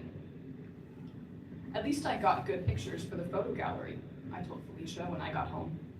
After tangling myself in a blanket on the couch, fighting the cold from the ice pack on my temple, I sent her my favorites. Most of the shots were uneven, unfocused, and washed out by the brilliance of the rainless, overcast sky. But here and there, figures and hues stood out. The rich brown of the gentle slopes banking the creek at which we stood, the subtle haze of green needles on the firs, and the rich pale blue of Felicia's coat, distinct from the rest of the group's muted colors. The story that the pictures told started at the creek, with Benny plunging his hand into the biting water in search of stones, small and round enough to fit the pouch. Stones found, the next scene lingered on Felicia, demonstrating to my younger sister how to hold the sling and whirl it overhead. The rest of the images were a flurry of activity. Wyatt, banked on his back foot, his front arm lifted, the revolutions of his sling only captured as a blur by the camera lens, and Alex, listed forward, arm swung across his body, having released the stone to seek its target. The pictures of Wyatt were especially dynamic and spirited. I commented as much to Felicia, who typed fruitlessly for a few moments before replying, simply, "He's gotten really good." I smiled, then cringed. My jaw ached when I smiled. I understood why she was charmed by him, though. His talent with the sling was undeniable. His arm was vigorous and keen, and the footage of him revealed eyes filled with an almost Davidian fire as he loosed the stone and listened for its echo deep within the empty brush of the forest. He was the one who took up the interest, who himself constructed the slings from paracord and leather, and who taught each of us, one by one. None of us came to surpass our instructor. Though I think he feels pretty bad about it, adding notification of Felicia's follow-up. My heart distorted with a thorny sympathy. I kind of wish I hugged him, because I sort of wanted to, she continued. I'm only half decent with words at the moment, so all I know how to do is hug. He deserves a hug, I told her. I wish I could have given him one as well. Though Wyatt and I were friends, we were the sort that communed almost entirely through other friends. In our 2 or so years of acquaintance, we had exchanged few words. That night, he sent me multiple sentences. Hey, I just wanted to check. I'm so sorry for what happened. Hope you're okay. I tried not to read too deeply into the missing words and punctuation of his message. He had never been one to waste words, but neither was he generally one to neglect them. What disturbed me the most was imagining someone of his guarded, blunt, but endearing temperament as sad. I tried to coax out his usual good humor. I'll probably even be able to keep my head, I said. No amputation needed. All I got was an inscrutable, "That's great to hear." If I hadn't been so cautious of overwhelming him with the painful details, I would have told him that the surprisingly brief 40-minute interlude at urgent care had ended with the doctor pronouncing that no stitches would be necessary, and that neither did I appear to be concussed. I attributed this favorable outcome mostly to my dad's quick first aid, after an even quicker ride home in Alex's Pathfinder. The atmosphere in my house when I first walked into the door was tense, but not overly panicked. My parents conferred in low tones as they examined me, my dad wielding the flashlight on his phone, while my mom Googled the wait times for the local emergency departments. While my dad delicately applied a steri strip, Alex lingered in the background. I wish I had my first aid kit in the car, he told me later. I felt bad I didn't have it. After this, after the frenzy of driving me to my parents' house, and after watching us depart to urgent care, he would drive to the store and purchase a collection of first aid supplies greater than anything I would have needed. Besides myself, Alex was the only other driver in our group of high schoolers and recent graduates, and he took his responsibility very seriously. But he was, in some ways, overzealous when he bustled me into his car almost as soon as we emerged from the park and onto the street. I don't remember much of the transition between walking and driving, except for a fleeting moment, standing by the open passenger door, with Benny hovering anxiously on my right and Alex on my left, both trying to glimpse the severity of the wound through the blood. Then, after that, I lost contact with Benny's sweet, searching eyes when the passenger door shut and left him standing with the others on the sidewalk. I should have come in the car with you, he bitterly confessed to me that evening. I didn't know what to do. Benny feared ardently, like only a young first-time boyfriend could, that he had shirked his duties. But although he might not have attended the drive, which I remember only as a blur of pavement and dim afternoon clouds, I do remember his presence at my side before I left, guiding me up the path, out of the midst of firs and brush that clouded my hazy vision. I remember his look of unduly agonized concern, attentive to a fault, as always, and I loved him for it. His face was the first of those to gather around me in the moments just after it happened, when my ears sang shrilly and my head reverberated the blow. Someone, maybe Alex, was the first to report the blood that was dripping from my temple.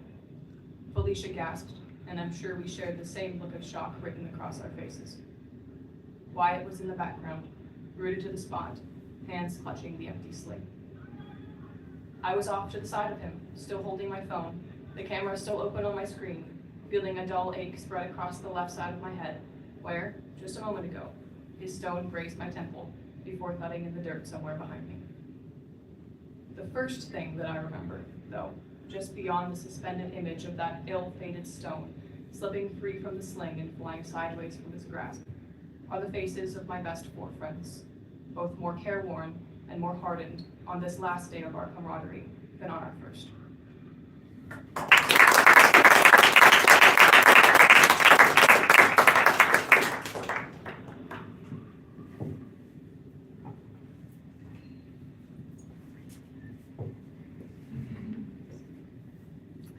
Our final reader this evening, Madeline Headley.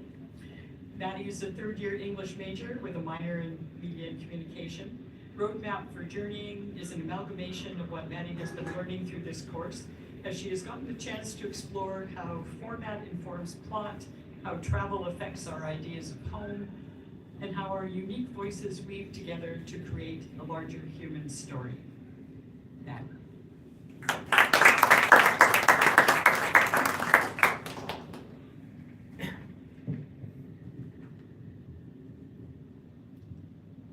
This is Roadmap for Journeying. Call to Adventure, Coquihalla Highway. The dark trees whip past the window as we wind up the meandering pass in the middle of the mountain range. The rear windshield of our minivan is obscured by a large playpen and various portable high chair parts. I'm tucked in the back between my brother's booster seat and the tightly packed suitcases. The metal fan at the top keeps dislodging into my shoulder, and my brother drums on the cup holder console in time to the music that's playing over the speakers.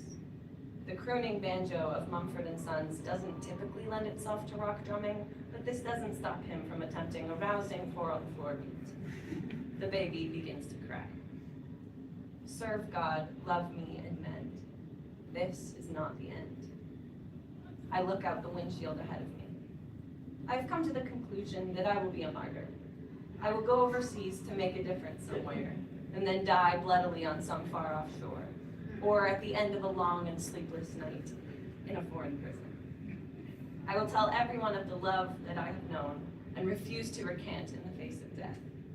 I am 10 years old, and am convinced that to die for love must be the greatest of adventures.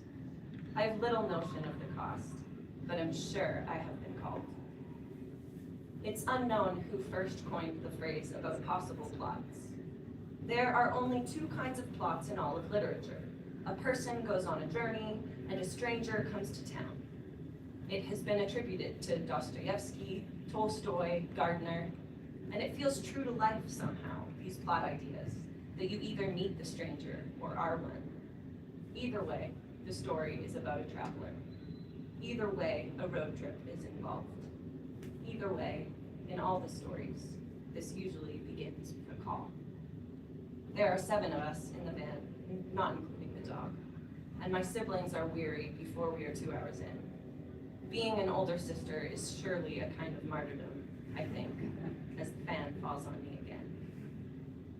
Crossing the threshold, A28 auto route. This is not the longest road trip I've been on, but it feels like it at this point, somewhere near where Belgium blurs into France.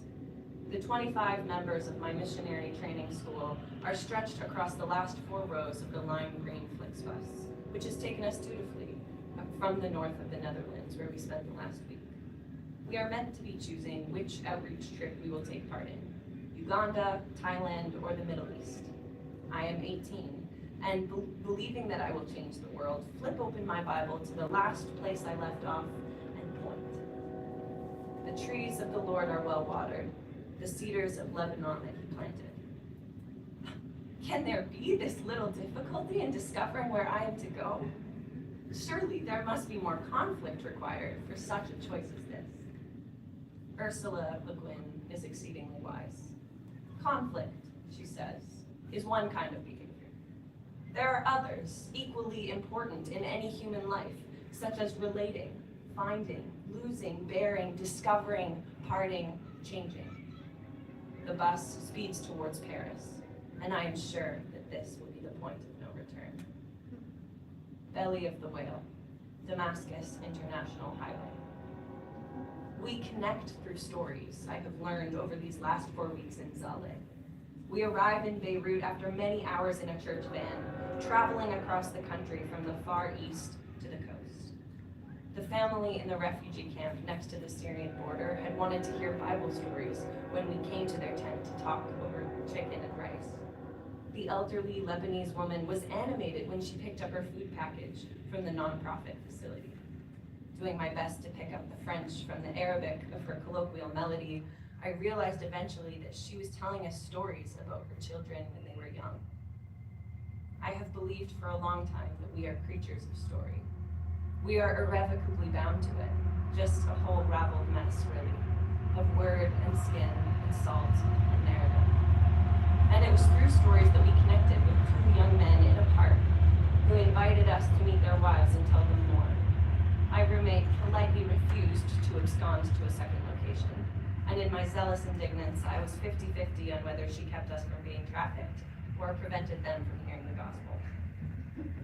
I no longer feed the martyr complex of my youth, but my stunning lack of preservatory skills warns that I haven't fully let it die. Le Guin again. Change is the universal aspect of all these sources of story. Story is something moving, something happening, something or someone changing. The twanging guitar riffs us over the lush mountains that press the sprawling city to the sea. Sigh no more, no more. 1 foot in sea and 1 on shore. My heart was never pure. How much of this was all for my own glory? I'm not sure now. How much of this was me wanting to save, or seem holy, or change things on my own terms? I have little but the abyss of my doubts now, and the certainty that I am making no difference at all. The Greek word to be is ginomai.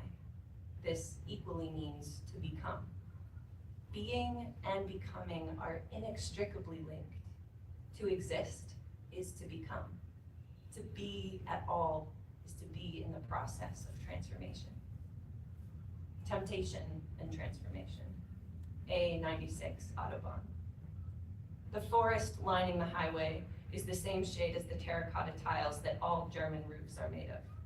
This is my 2nd time in Europe, this time for the wedding of 2 members of my outreach team. I watched them meet in France, fall in love in the Middle East, and begin dating over our week in Romania. A year and a half later, I meet the rest of my friends in Germany. We drive the Autobahn from Munich, through Austria, across the length of Switzerland to the French town where the wedding takes place. Love that will not betray you, dismay or enslave you, it will set you free. Be more like the man you were made to be. Le mariage existe pour que la prostitution n'existe pas. The pastor and I disagree on why God made marriage. I do not think it was for prostitution control. But it is true, I think, that we assume that sacrament means we will not be tempted. We think that it will be the sweeping vows that hold us fast forever, rather than the small, continued choices in the unnoticed, unglorious moments of life. It would be easier if it were just the once, a single acceptance of the death of ourselves, that it is in the many little deaths that we live our lives, or create a marriage, or remain in the faith we have chosen. I come to realize that there are times when it is harder to live for a faith than to die for one. Martyrdom is noble, but so is sanctification, that ordinary process of change, that becoming which happens in our being, the crux of all our stories, really. Other meanings of ginomai. To begin to be, as in holy or a spouse. To arise, like questions or the light. To appear, as on horizons or in mirrors. To be made, like bread or love. To be done, like taxes or justice. To come into existence, as would an embryo or the spring. The return, Coquihalla Highway. The plinking freneticism of Marcus Mumford's mandolin, the steady kick atop a tambourine, and the whirring dark trees take me back a decade earlier, or to the many times since that we have driven this road. There is a design, an alignment, a cry of my heart to see the beauty of love as it was made to be. The call, as it turns out, is not to some other place, nor to a glorious death, nor even to my homeland, but rather to be and to become, at sea or on shore, to give myself to love wherever my feet are, in all of the ordinary ways. Serve God, love me, and mend. This is not the end.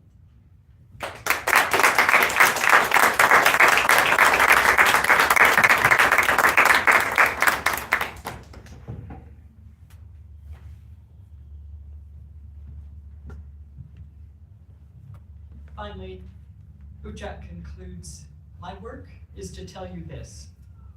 Years ago, when I was on the subway in Manhattan and we stopped between stations and the staticky voice came on the speaker and said there would be a delay of 20 minutes, and cursing ripped through the car as if a tribe of the homeless mad had just swept into our presence.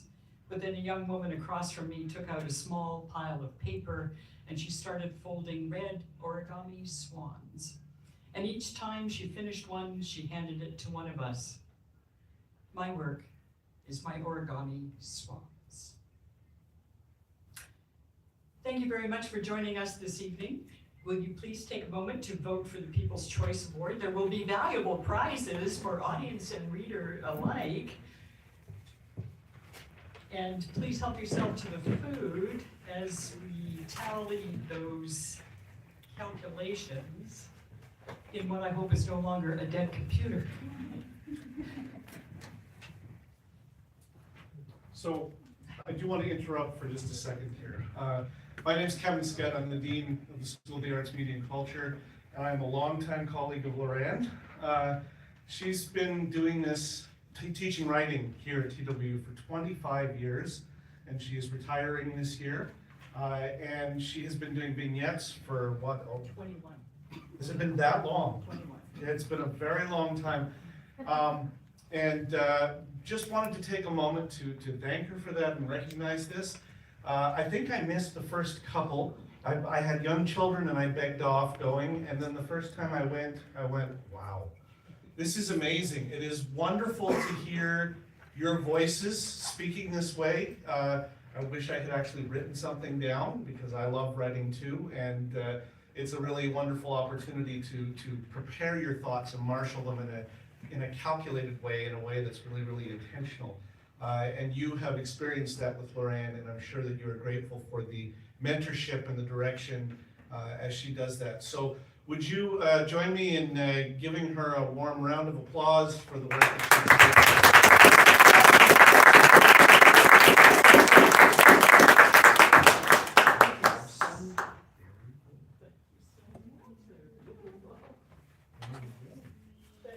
So, and we will continue to teach writing courses. This one, actually, we were talking about this one I think is going to take a year off, but the 369, but we're hoping to continue to do something like vignettes in the future. Becky Martin, who has been teaching playwriting and screenwriting and a number of other things, will be teaching a number of writing courses over the next few years. She is teaching television screenwriting next year as a special topics course. So if you're interested in something like that, that would be kind of cool to do. And we'll make sure that we have lots of good writing courses to go on in the future as well. So this will, your work will not end here. We will continue to develop it. All right. Thanks, everybody. Vote for your People's Choice Award. Thank you so much. Right, I think the QR code is important. But the link, The link is. you put in the link by hand. Yep. Or take a picture of the thing and QR is a code. Did we? Oh.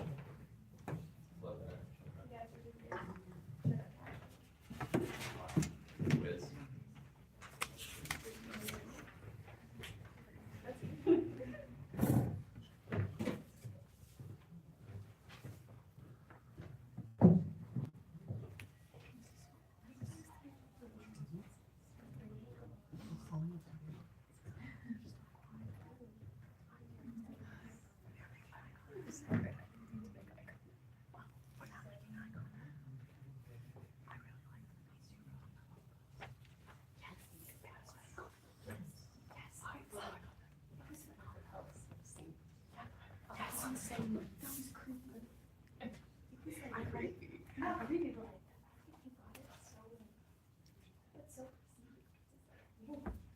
I read it to my best friend and she was like, oh my gosh, that's like exactly you. And I was like, I know. It's insane.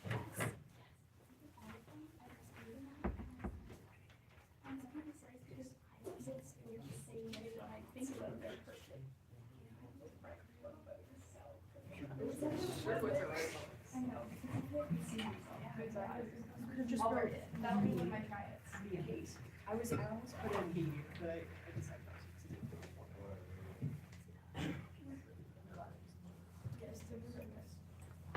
It was great. I immediately read it to my parents and my best friend, and I was just like, guys, like, this is amazing. Okay, we have 16 out of 25 responses. Keep going.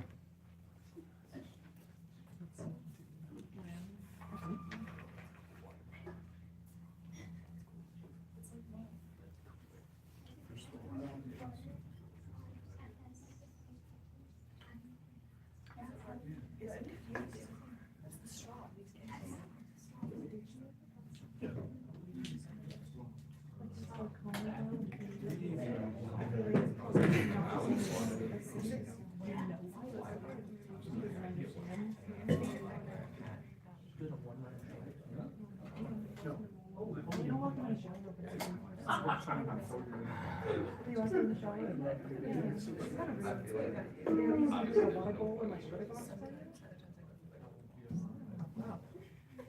kind of gross. Yeah. Well, Oh, okay, that's better. You were like jugglers. Oh, exactly. Oh, do not listen to the swallows. Even Jacobson is not enough.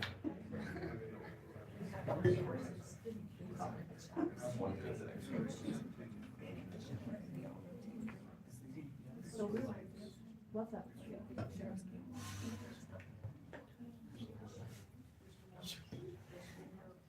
How often do you guys get pushing for her? I'm so sorry for this. I I was seeing someone online said we just pour a bunch of mayo down the drain, and then it'll just dissolve in the stuff. Ow. There's nothing wrong with chemicals. Chemicals are great. My grandpa was a chemist. I stood there. My grandpa was a chemist.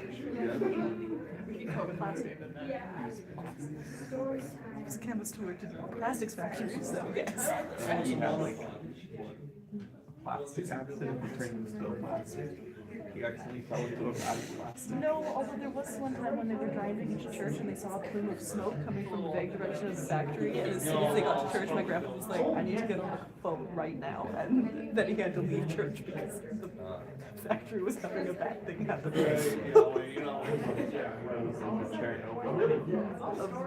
waste plastics.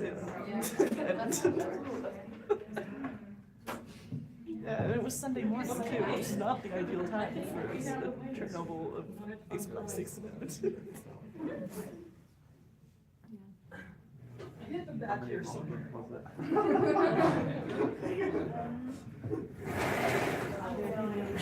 High is the meter one. What? Yeah, there it is. All right. And we need the tickets for the. Is it fine? Are you sure? Quite sure. This one's very bad. Oh. Someone was playing with it for half the time. No, I wasn't holding them.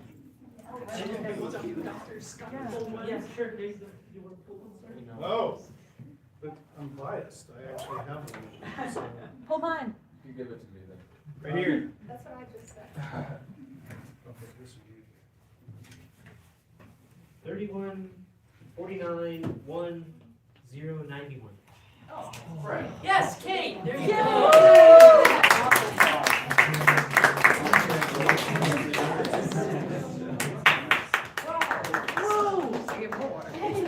It is a Samsey branded Asobu mug. You're so lucky. There's another one of them. Can we do another one? Yeah. Yes. But it's more, there's more suspense if you read through. Drum roll, please. 31491-109. 109. 109? Wow. They must have left it Going once. That exact same number, but it ends with 5. It's 109? That's almost exactly the same. But it's not. So, we can try though. Okay, we'll see if we get it this time. No, we're not doing that. Yeah, it was mine. That's not that bad. 31491-107.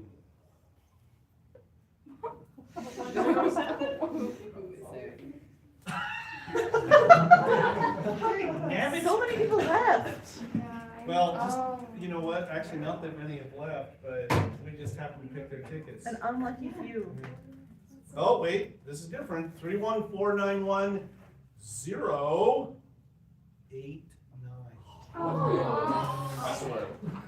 David! Wow, that's impressive. All right, there we go. That worked out well. Congratulations.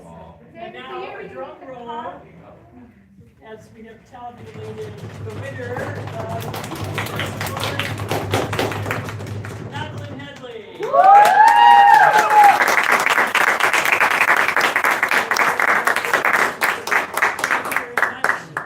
And this ends my swan song, the 21st Vignettes. Thank you very much for participating. Thank you to all our fabulous readers and students. It's been a great wrap-up semester. Stay in touch. Love you all. Help clean up. And wait a sec, can we get everyone who was in the class with Lorraine? Because Ollie's going to take a picture of you all so that we have a record of this.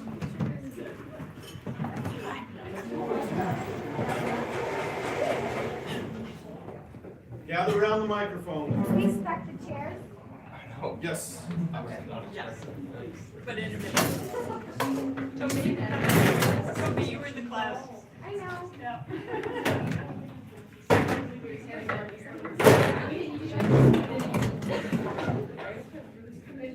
I never know receipt it. I think. Yeah, no, seriously. Okay, everyone, 3, 2, 1. Yes. Thank you. And thank you for the lovely gifts.